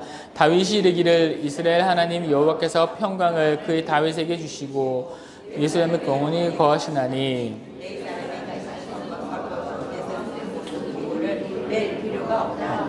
아멘. 레위 사람들에게 새로운 임무를 맡깁니다. 그리고 레위인들은 이제 정해진 성전에서 기구를 메고 옮길 필요가 없기 때문에 다윗은 레위인들에게 새로운 임무 4가지를 맡기게 됩니다. 첫 번째로 성전에서 예배를 담당하는 일을 맡기게 됩니다. 두 번째로 공공 업무와 재판을 담당하는 일을 맡기게 됩니다. 세 번째로 성전 문을 지키는 일, 네 번째로 악기로 여호와를 찬양하는 일을 맡기게 됩니다. 24장부터 26장까지 제사장 직분을 맡은 사람들을 24반차로 나누고 레위 지파 가문의 남은 자들에게 임무를 맡깁니다. 레위 지파를 성전 찬양대회에 24반열, 성전 문지기, 성전 곡간을 지키는 일, 유사한 재판관의 일, 군 지휘관과 왕궁 관리들에 대한 임무를 맡은 자들의 명단을 기록을 합니다. 이렇게 역대기는 다윗을 성전 제의를 창시한 자로 소개를 하고 있습니다. 27장에 행정조직을 정비해서 관원들을 임명합니다. 12반열에 따른 우두머리와 관원들, 각 지파를 관할하는 지방행정관 임명을 하고요. 왕실 재정 담당자와 다윗의 개인 고문들을 임명하는 것을 우리가 볼 수가 있습니다. 우리 역대상 27장 1절 한번 같이 읽어보겠습니다. 이스라엘 자손의 모든 가문의 우두머리와 천부장과 백부장과 왕을 섬기는 관원들이 그들의 숫자대로 반이 나누이니 각 반열이 24,000명씩이라. 1년 동안 달마다 들어가며 나왔으니. 아멘. 역대기에 나타나는 24와 12의 의미를 보도록 하겠습니다. 역대기에는 10이라는 숫자와 배수가 되는 24가 자주 등장합니다. 성전 봉사를 하는 제사장과 레위인과 찬양을 하는 사람들을 각기 24반차, 즉 순서를 나눴다라는 얘기입니다. 순서를 나눠서 직무를 수행하게 하고 온 이스라엘 지파는 역시 12반열로 순서를 나누어서 1년에 한 번씩 들어가서 왕궁의 업무를 보도록 했습니다. 다윗이 만든 이러한 조직이 예루살렘 성전 그리고 예배를 중심으로 질서정연하게 생활할 수 있도록 다윗이 이 모든 것을 조직했다라는 것을 우리가 볼 수가 있습니다. 28장부터 29장까지 다윗은 이스라엘의 모든 백성을 소집하고 성전 건축을 지시합니다. 공식적으로는 솔로몬에게 명령을 합니다. 다윗이 백성에게 풍성하게 성전 건축 예물을 드릴 수 있도록 지시하자 백성들은 모세 때 성막을 지을 때처럼 자발적으로 헌금을 합니다. 금, 은, 노, 철, 나무, 보석 등 성전 건축에 필요한 넉넉한 헌물을 드린 후에 다윗은 기브온에서 하나님께 감사 찬양과 기도를 드립니다. 다윗은 29장 14절에서 모든 것이 주께로 말미암아 싸우니 우리가 주의 손에서 받은 것을 주께로 드렸을 뿐이니이다 라고 고백하면서 감사 찬양을 드립니다. 모든 것을 선물로 주신 하나님의 위대함과 선하심을 찬양하고 높여드리면서 이제 그 모든 것을 하나님께 예물로 되돌려드리겠다라고 고백을 합니다. 마지막으로 다윗은 그의 아들 솔로몬에게 왕위를 계승하고 그리고 죽음을 맞이하는 모습을 볼 수 있습니다.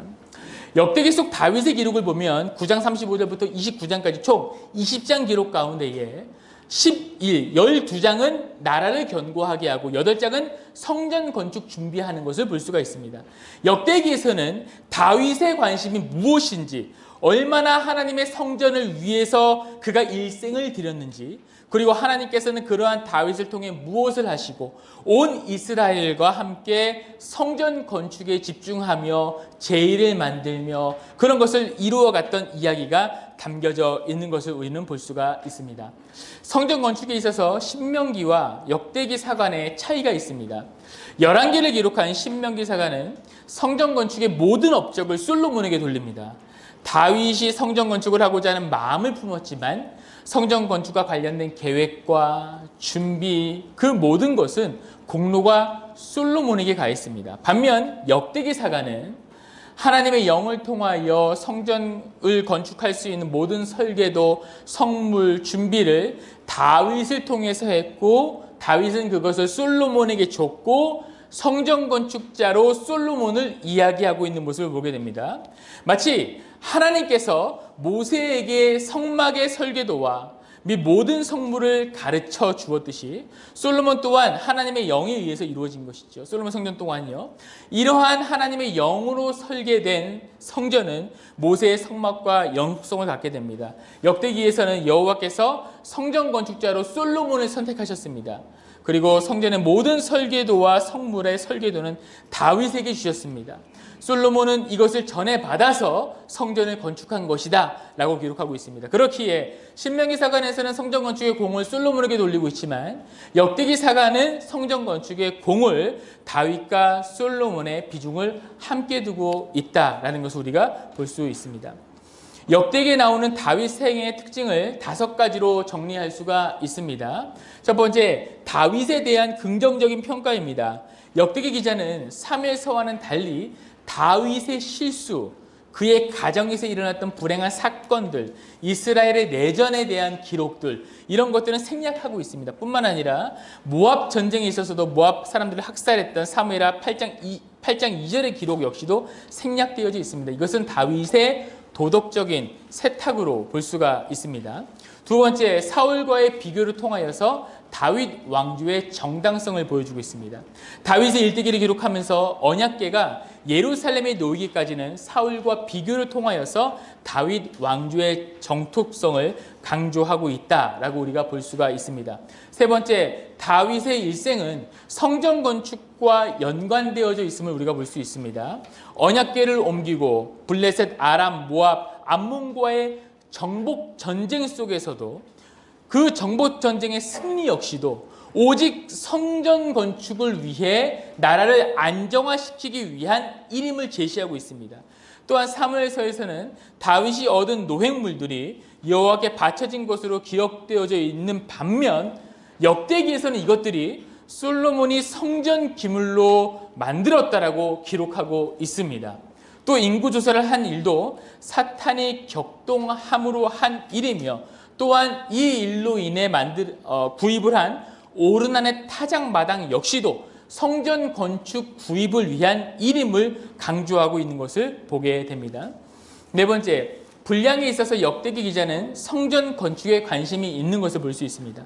다윗이 즉위하는 역대상 11장 인구조사 사건이 기록되어져 그리고 인구조사 기록이 되어져 있는 21장까지의 기록은 기원전 1003년부터 971년 총 34년간의 기록입니다. 반면 성전 건축을 준비하는 22장부터 29장까지는 이제 나머지 8년간의 기록입니다. 즉 22장부터 29장까지는 기원전 971년부터 970년까지 다윗이 죽기까지의 1년의 기록. 그러니까 다윗이 죽기까지의 성전 건축을 하기 위해 노력했던 단 1년간의 기록이 훨씬 더 많은 비중을 차지하면서 역대기에 그려지고 있습니다.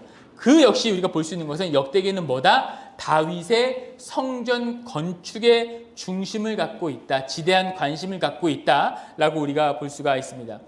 다섯 번째, 성전 건축은 다윗으로부터 시작해서 솔로몬에 의해 완공되었음을 볼 수 있습니다. 역대기 기자는 다윗을 솔로몬과 함께 성전을 건축한 왕으로 묘사합니다.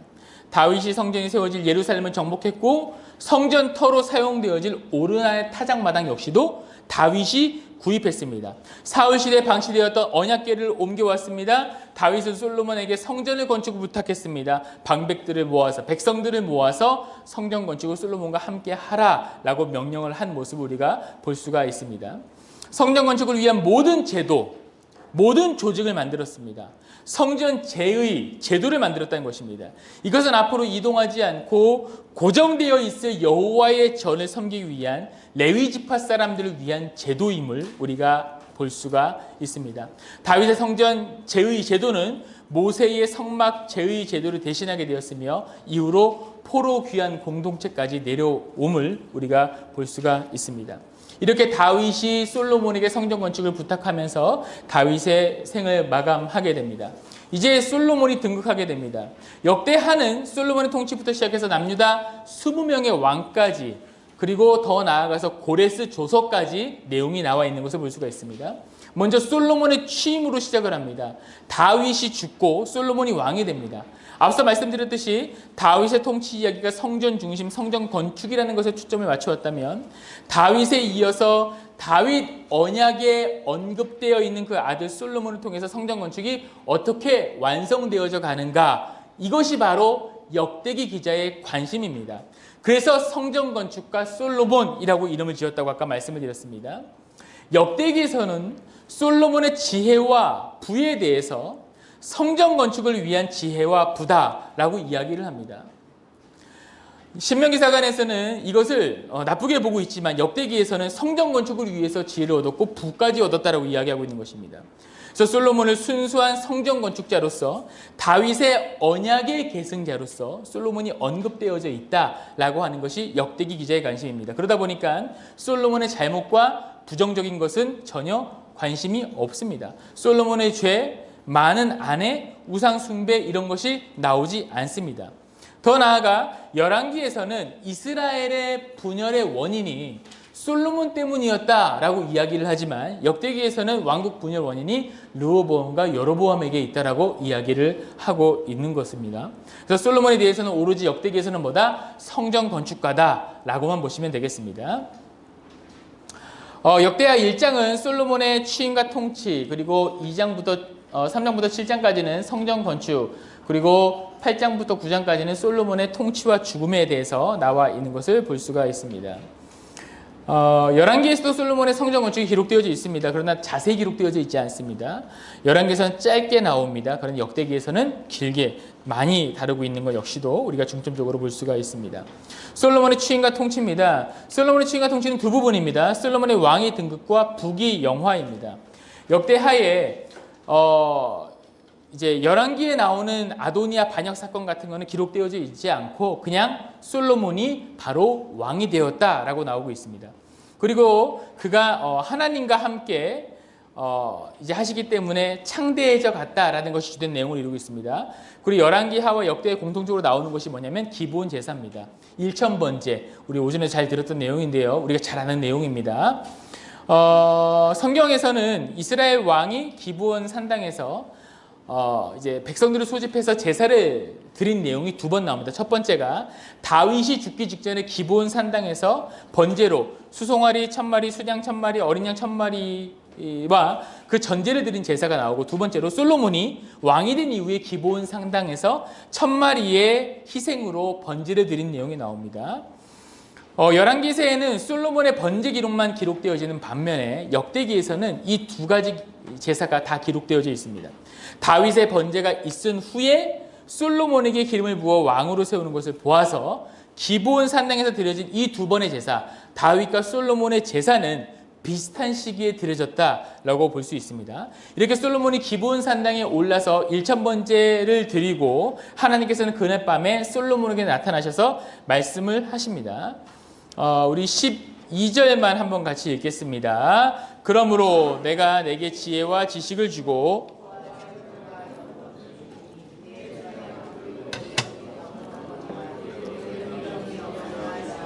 아멘. 그렇게 하나님께서는 지혜뿐만 아니라 부와 재물과 영광도 주시는 것을 우리가 볼 수 있습니다.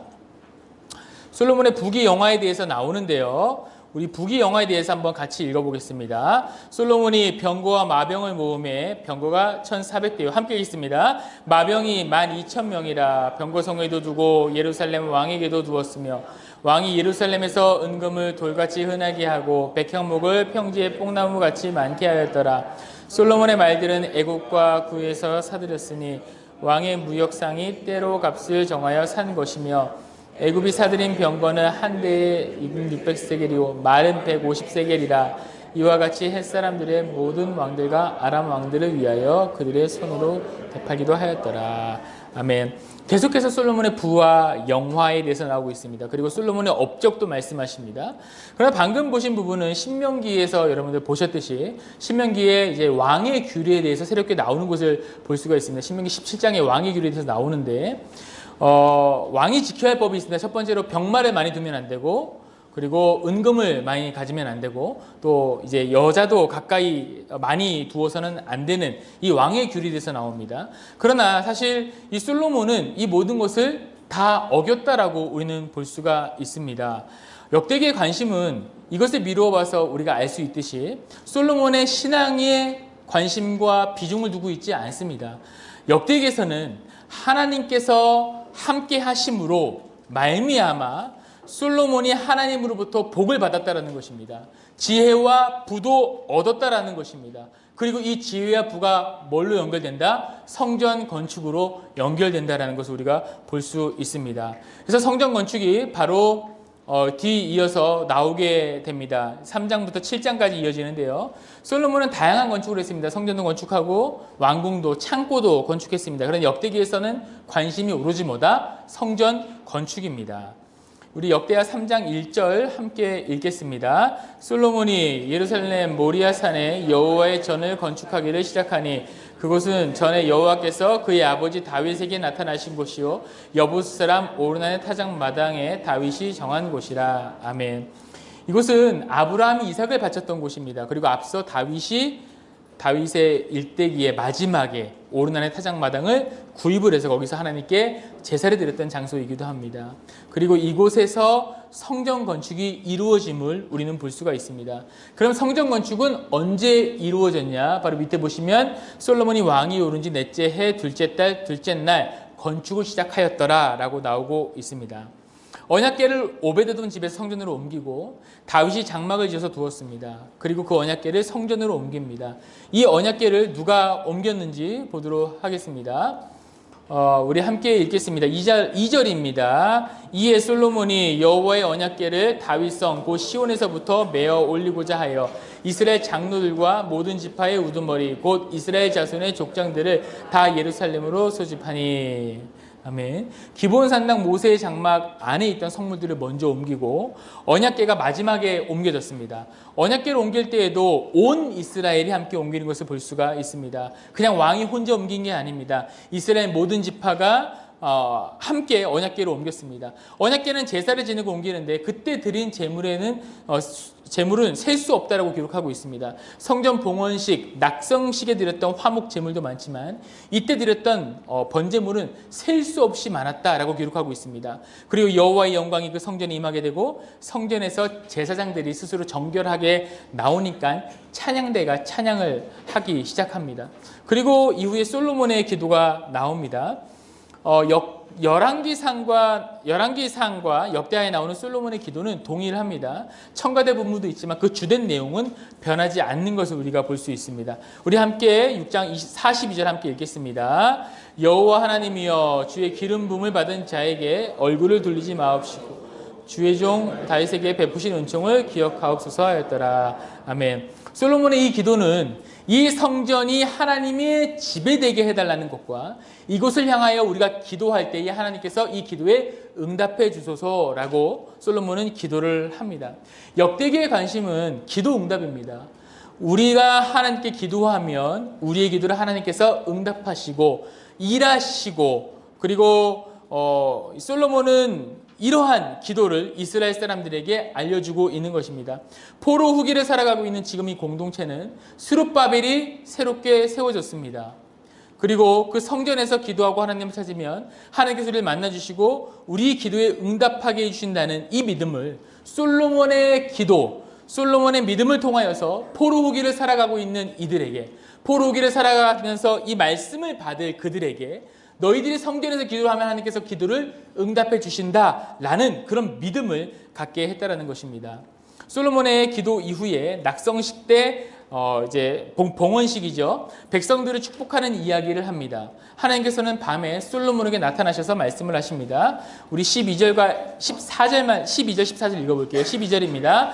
밤에 여호와께서 솔로몬에게 나타나사 그에게 이르시되 내가 이미 내 기도를 듣고 이곳을 택하여 내게 제사하는 성전을 삼았으니 14절입니다. 내 이름으로 일컫는 내 백성이 그들의 악한 길에서 떠나 스스로 낮추고 기도하여 내 얼굴을 찾으면 내가 하늘에서 듣고 그들의 죄를 사하고 그 땅을 고칠지라. 아멘. 하나님께서는 솔로몬이 지은 예루살렘 성전을 선택하셨다라고 명확하게 말씀을 하십니다. 성전은 이제 이스라엘 백성이 기도를 하는 장소입니다. 하나님께서는 솔로몬의 기도를 듣고 응답을 하십니다. 비가 내리지 않거나 메뚜기 재앙이 있거나 전염병이 돌 때 이스라엘 백성은 이제 성전에 와서 회개하고 기도하며 하나님을 찾으면 하나님께서는 그 땅을 고치시고 그들의 기도를 들으신다라고 이야기하고 계시면서 약속하시는 것입니다. 열왕기하고 차이점이 드러나는데 열왕기에서는 낙성식 이후에 하나님을 만났을 때 뭐가 강조되냐? 너희가 율례를 행하고 순종하지 않으면 심판하겠다라는 이야기가 나옵니다. 그러나 역대기에는 역시 이 부분이 빠져 있습니다. 그러니까 역대기에서는 솔로몬을 통해서 하나님과의 언약이 절대로 끊어진다, 안 끊어진다, 끊어지지 않는다라는 것에 대한 약속이 강조되어져 있다라고 보시면 되겠습니다. 그 다음 이제 솔로몬의 통치와 죽음에 대해서 보도록 하겠습니다. 솔로몬의 업적이 나오는데요. 죄송합니다. 이제 솔로몬의 업적이 나오게 됩니다. 솔로몬의 업적이 나오고 그 후에 9장에 보면은 이제 스바 여왕의 방문을 통하여서 솔로몬의 지혜와 부귀 영화가 보여지는 장면이 또한 나오게 됩니다.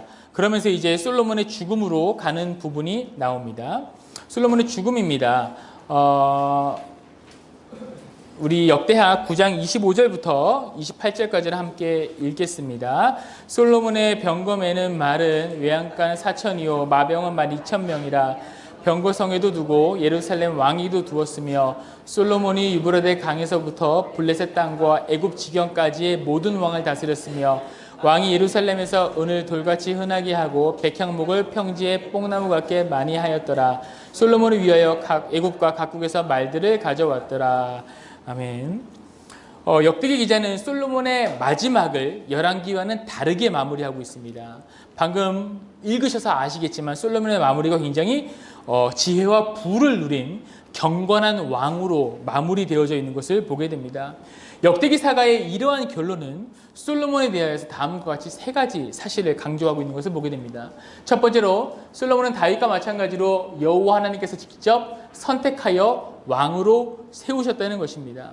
그리고 둘째는 온 이스라엘은 솔로몬을 자신들의 왕으로 전폭적으로 지지하여 받들었다라는 것입니다. 세 번째로 솔로몬은 다윗과 함께 예루살렘 성전 제일을 시작한 이들이었으며 열심 있는 후원자들이었다는 것입니다. 따라서 하나님으로부터 다윗 왕조가 영원할 것이라는 보장을 받았습니다. 그래서 이 세 가지가 바로 역대기에서 솔로몬에게 강조되어져 있는 것입니다. 즉 역대기 사가는 사무엘서와 열왕기서와는 다른 관점으로 이스라엘 역사를 정리합니다. 그래서 포로기한 공동체에게 다윗 언약의 영원성과 이스라엘의 회복에 대해서 이야기하고 있는 것을 우리는 볼 수가 있습니다.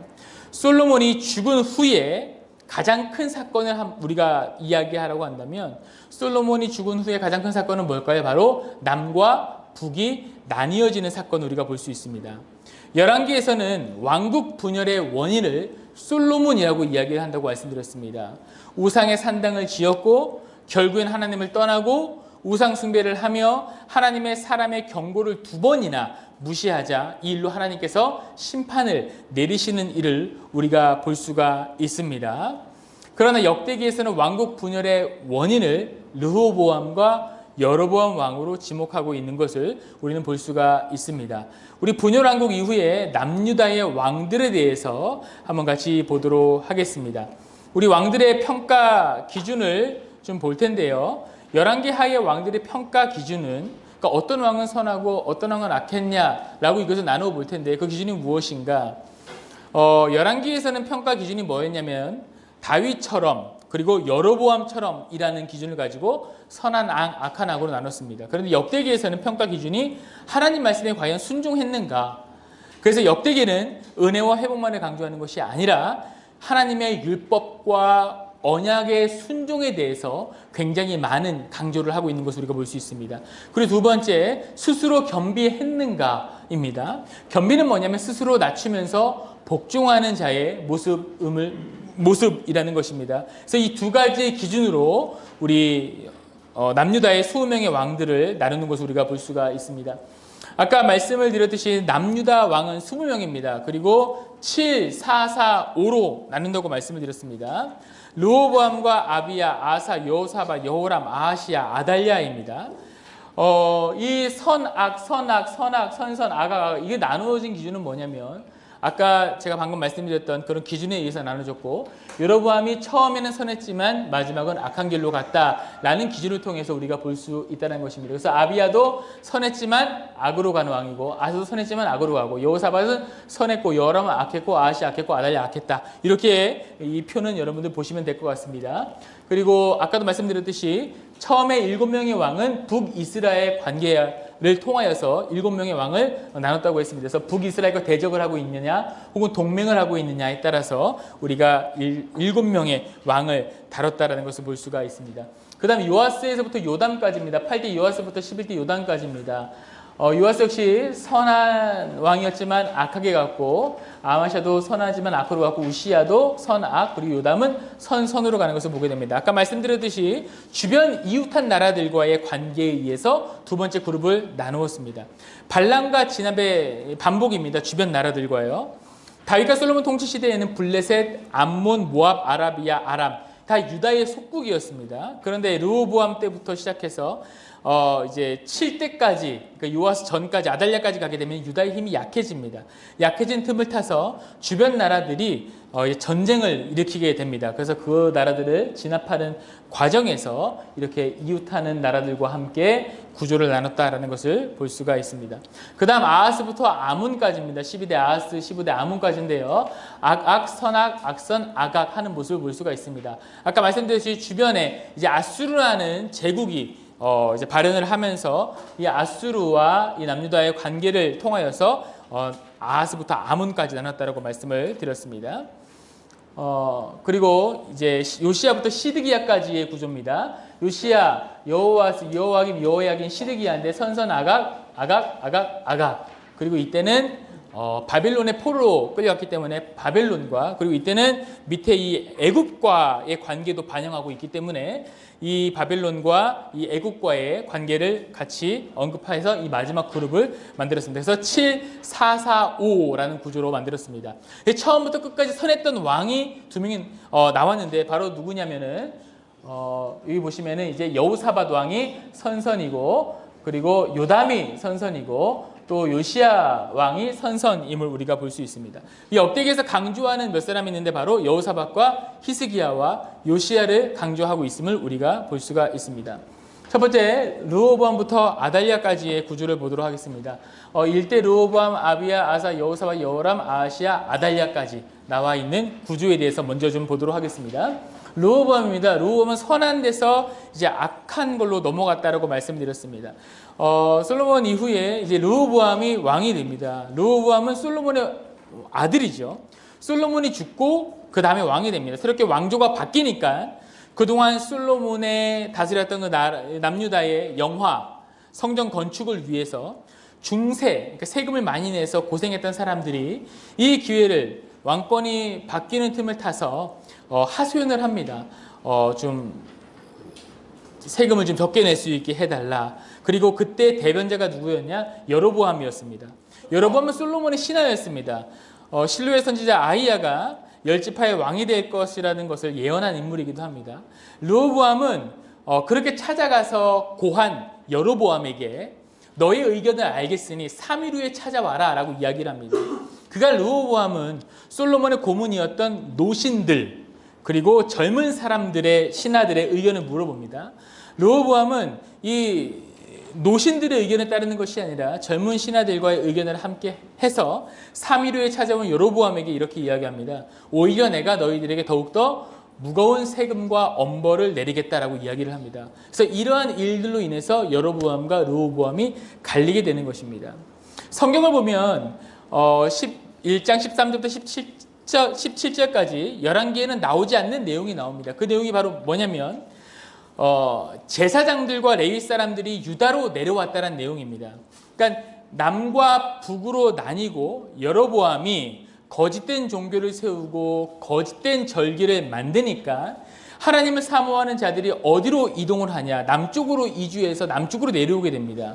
그래서 그들의 영향으로, 레위인들과 제사장의 영향으로 이 르호보암은 3년 동안 나라를 잘 다스립니다. 그런데 그 이후에 악으로 빠지게 됩니다.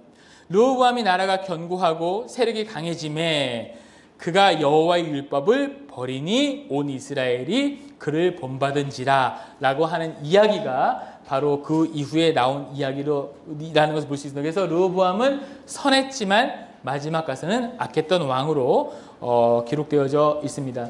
두 번째, 아비야입니다. 아비야는 선했지만 나중 가서 이제 악한 왕으로 보여지는 왕입니다. 아비야는 통치 기간이 짧습니다. 한 일도 별로 없습니다. 뒤에 평가를 제대로 하지 않습니다. 여기 보시면 말씀으로 기록되어 있지만 뒤에는 평가가 제대로 나와 있지 않는 것을 우리가 볼 수 있습니다. 선했던 부분은 그때 이스라엘 자손이 항복하고 유다 자손이 이겼으니 이는 그들이 조상들의 하나님 여호와를 의지하였음이라 라고 나와 있습니다. 아비야는 북이스라엘 여로보암과 전쟁을 합니다. 아비야의 군사는 40만 명이었고 여로보암은 80만 명이었습니다. 그들이 한판 붙습니다. 아비야의 전쟁인 스마라임 산 위에서 이 아비야는 하나님의 이름으로 싸웁니다. 그렇게 했을 때 여로보암 군사 50만 명이 하나님으로부터 죽음을 당합니다. 그렇게 승승장구했던 아비야가 마지막에는 결국 하나님을 떠납니다. 열왕기에는 아비야의 이름이 아비암으로 나오게 되는데 이 열왕기를 보시면 이 아비암 왕은 악하게 마무리되는 것을 볼 수가 있습니다. 그래서 그의 마지막은 악했다라고 볼 수가 있습니다. 세 번째, 아사입니다. 아사는 선으로 시작했다가 역시 악으로 끝납니다. 밑에 보시면은 아사가 백성 중에 몇 사람을 학대하였더라 라고 나와 있습니다. 왜 그렇게 했을까? 그러니까 아사가 즉위하고 구스라는 나라와 전쟁을 치렀는데 이 구스의 전쟁 때 구스의 병사가 100만 명이었습니다. 그리고 병거가 300대가 몰려왔는데 아사가 하나님을 의지해서 구스를 물리쳤습니다. 그런데 얼마 뒤에 북이스라엘과의 전쟁이 또 벌어졌습니다. 그럴 때 야사가 어떻게 하냐면 아람 왕을 찾아갑니다. 북이스라엘과의 전쟁 때는 구스와의 전쟁 때는 하나님을 의지했지만 북이스라엘과의 전쟁 때는 하나님을 의지하는 것이 아니라 아람을 찾아가서 아람 왕 베나다에게 우리를 도와달라고 이야기를 합니다. 그러면서 은금을 주는데 은금을 어디서부터 주냐? 성전 곳간에서 은금을 꺼내서 주는 모습을 보게 됩니다. 그 일로 인해서 선지자가 그렇게 하면 안 된다라고 얘기했더니 선지자를 핍박을 하고 그리고 백성들을 핍박했던 학대했던 그런 기록들을 우리가 이 악한 부분에서 볼 수가 있습니다. 그렇기 때문에 이 아사 왕은 처음엔 선했지만 마지막은 악한 왕으로 기록되어지는 것을 우리가 볼 수 있습니다. 그 다음 여호사밧입니다. 여호사밧은 선하고 선한 왕입니다.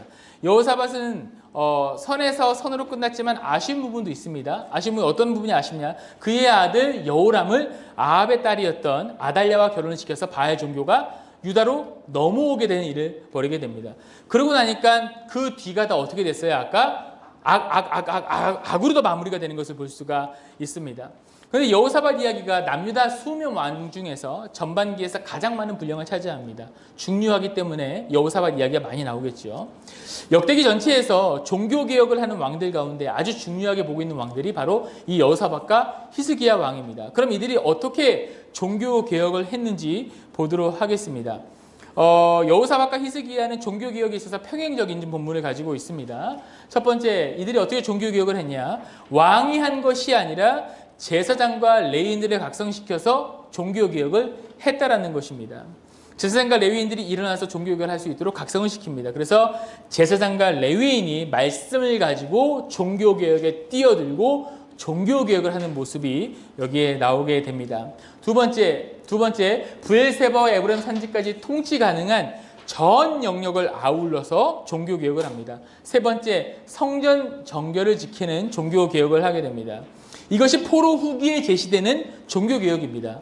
우리 신앙을 지키기 위해 무엇을 해야 하는가라고 할 때 먼저는 제사장과 레위인들이 종교개혁을 해야 한다는 것입니다.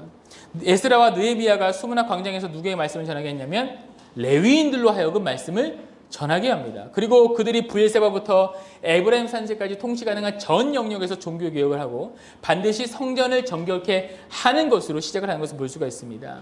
이것이 평행 본문으로 나눕니다. 그래서 요시야보다도 히스기야의 종교개혁을 역대기에서는 더 높이 보고 있습니다. 특별한 이유는 히스기야의 종교개혁에 누가 제일 먼저, 레위인들이 제일 먼저 성별되어서 종교개혁에 뛰어들었다는 특징을 여러분들 유심히 보시면 좋겠습니다. 다섯 번째 왕 여호람입니다. 여호람은 악에서 악으로 끝납니다. 근데 재미있는 것은 이 아합의 딸이 그의 아내가 되었다라고 이 아합의 딸 때문에 이 여호람이 악했다라고 이야기를 합니다. 근데 사실 이 딸로 책임을 돌리고 있지만 나쁜 것은 이 여호람도 마찬가지입니다. 그래서 이 여자는 이방 종교를 가지고 시집온 여자라는 것을 우리가 볼 수가 있습니다. 그것 때문에 바알 종교에 빠지게 되는 것을 우리가 보게 됩니다. 그 다음 아하시아입니다. 아시아도 악에서 악으로 가는 것을 우리가 볼 수 있습니다. 아하시아도 아합의 길로 행하였으니 이는 그의 어머니가 꾀어 악을 행하게 하였습니다 라고 나와 있습니다. 이 어머니 역시도, 이 아달랴 역시도 아하시아의 어머니인데 아달랴가 자기의 아들이 죽은 것을 보고 일어나 유다 집안의 왕국의 실을 모두 진멸하였으나 라고 나와 있습니다. 이 아달랴 여왕 역시도 악과 악으로 끝나는 것을 우리가 볼 수가 있습니다. 이제 요아스부터 요담까지를 죄송합니다. 이제 요아스부터 요담까지를 보도록 하겠습니다. 선선이라고 나와 있습니다. 요아스, 아마시아, 우시야, 요담에 대해서 나와 있는 것을 우리가 보도록 하겠습니다. 요아스입니다. 제사장 여호야다가 세상에 사는 날에는 요아스가 여호와 보시기에 정직하게 행하였으며 라고 선하게 시작했다라고 나옵니다. 근데 이 뒤에 보면은 악한 부분에 보면은 그 죄로 말미암아 진노가 유다와 예루살렘에 임하니라 라고 나옵니다. 이 진노는 뭐냐면 아람 왕 하사엘의 침공이었습니다. 요아스는 고모부 제사장 여호야다가 살아있을 동안에는 참 잘했습니다. 여호야다는 왕이 아니면서 왕에 준하는 대우를 받은 특별한 인물입니다. 이것은 제사장 레위인이 다른 사람들보다 중요함을 보여주고 있죠. 그래서 아달랴를 몰아내고 요아스를 왕 위로 세운 주체가 누구냐라고 할 때에 역대기는 레위인이 그렇게 했다라고 이야기를 합니다. 그러나 요아스는 여호야다의 죽음 이후 악한 길로 갑니다. 하나님께서 제사장 여호야다의 아들 스가랴를 통해서 어찌해서 너희가 그렇게 하냐라고 했을 때 스가랴를 돌로 죽이는 일도 나오게 되는 거죠. 그 후 하나님께서는 남유다를 아람 왕 하사에게 넘기십니다. 그리고 요아스 신하들은 여호야다의 아들 스가랴의 죽음으로 말미암아 요아스에게 반역하여 요아스를 죽이는 것을 볼 수가 있습니다. 그다음 아마샤입니다. 아마샤는 선에서 시작했다가 악으로 가는 것을 우리가 볼 수 있습니다. 그 다음 이제 우시아입니다. 우시아 때는 아주 나라가 번성했던 시기입니다. 굉장히 이제 부강했던 시기인데 이때 죄를 많이 처음에는 이제 선한 길로 갔으나 마지막에는 악한 길로 갔음을 우리가 보게 됩니다. 같이 봐야 될 게 뭐냐면 뒤에 이제 요담 왕입니다. 요담 왕을 보니까 여호와의 성전뜰에는 들어가지 아니하고 백성은 여전히 부패하였더라라고 나오고 있습니다. 성전뜰에 왜 안 들어갔을까요? 왜 안 들어갔냐면 성전뜰에 누구만 들어갑니까? 이 제사장만 들어갑니다. 그런데 그 아버지가 들어가서 어떻게 됩니까? 이 병에 걸리는 것을 우리가 볼 수 있습니다. 자, 중요한 것은 요담은 선선으로 기록되어져 있습니다. 그래서 선했을지는 모르겠지만 백성들이 여전히 부패한 삶을 살았습니다. 이 부패한 시대를 알기 위해서는 방금 우시아와 마찬가지로 우시아, 요담 이 시대가 잘 기록되어져 있는 이사야 1장부터 5장까지의 기록을 보면은 이 시대가 얼마나 부패했는지를 우리는 볼 수가 있습니다. 그래서 이 요담과 우시아를 볼 때는 이사야 1장부터 5장까지를 같이 보시면 될 것 같습니다. 그다음부터 아하스부터 히스기야까지, 아하스부터 아몬까지 보도록 하겠습니다. 아하스입니다.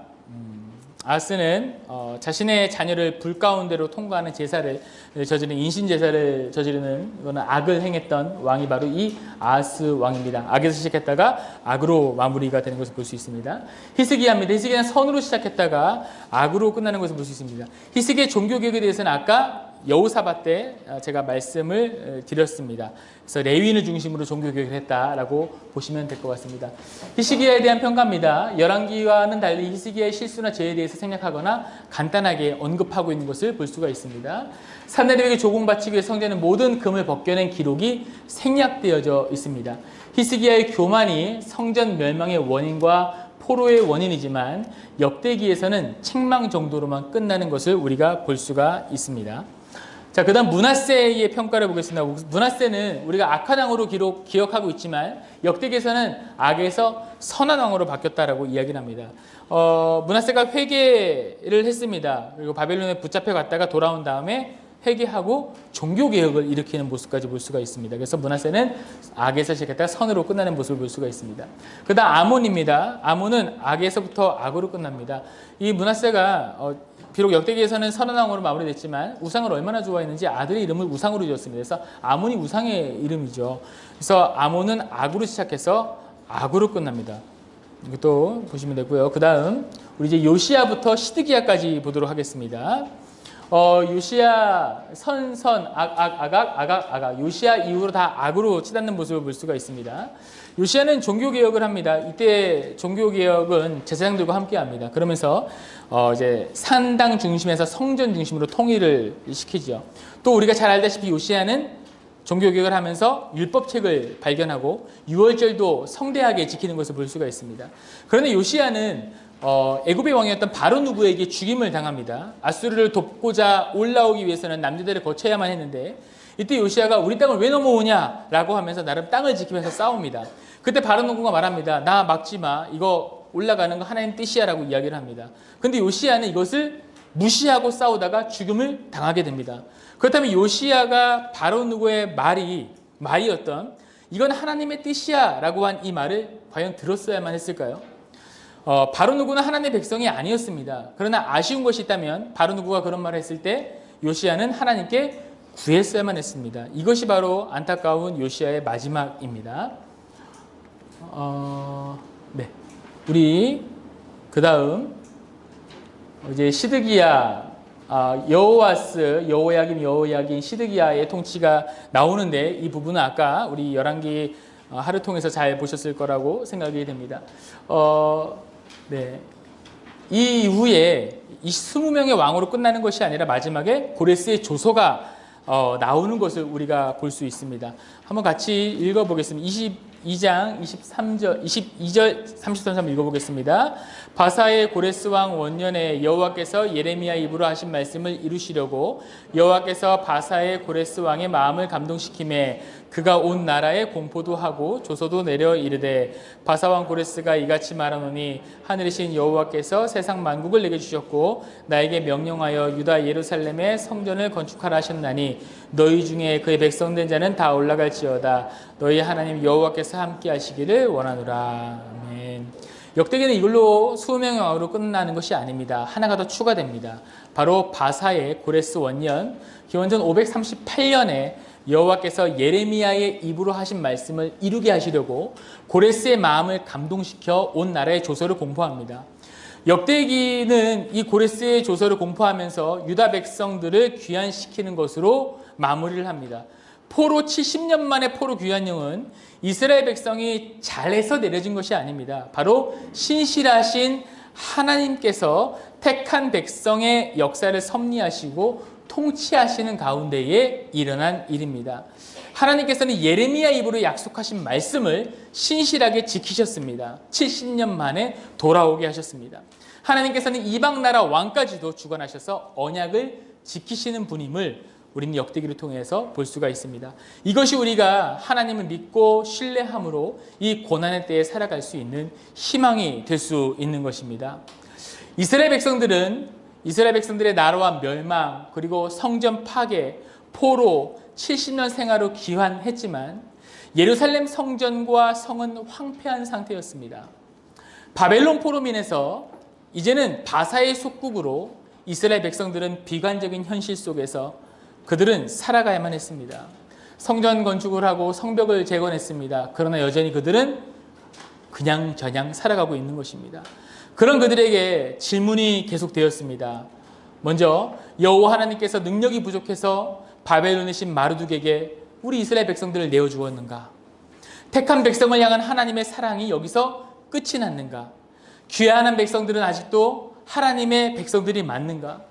다윗에게 주신 언약 백성으로서의 자격은 완전히 상실되었는가?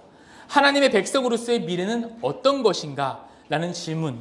이런 연속된 질문을 던지는 포로귀환 공동체에게 오늘 역대기는 대답해주고 있는 것입니다. 포로귀환 공동체를 향한 하나님의 사랑은 지금도 변함이 없다라는 것입니다. 하나님의 절대적인 주권으로 선택하신 이스라엘 백성에게 그 다윗에게 주셨던 그 언약은 끝이 난 것이 아니라 지금도 유효하다는 것입니다. 다윗 언약의 유효성은 하나님 백성이 죄를 지으면 징계를 받습니다. 그러나 징계가 끝이 아니라는 것입니다. 회개하고 돌아오면은 하나님 말씀에 순종하고 율법에 순종하면은 죄를 지었음에도 불구하고 하나님께서 용서하시고 회복하시고 은혜를 주시고 영원한 하나님 나라의 백성으로 세워주시겠다는 것이 바로 이 역대기의 메시지인 것입니다. 그러므로 포로귀환 공동체는 여전히 하나님의 백성입니다. 이스라엘 백성은 회복될 것입니다. 회복될 이스라엘은 영토의 개념이 아니고 국가의 개념이 아닙니다. 바로 성전 중심, 예배 중심의 공동체인 하나님의 나라인 것입니다. 그리고 그 하나님의 나라는 영원히 서게 될 것이라는 것을 오늘 역대기는 포로 귀한 후기 공동체를 향해서 이야기하고 있는 것입니다.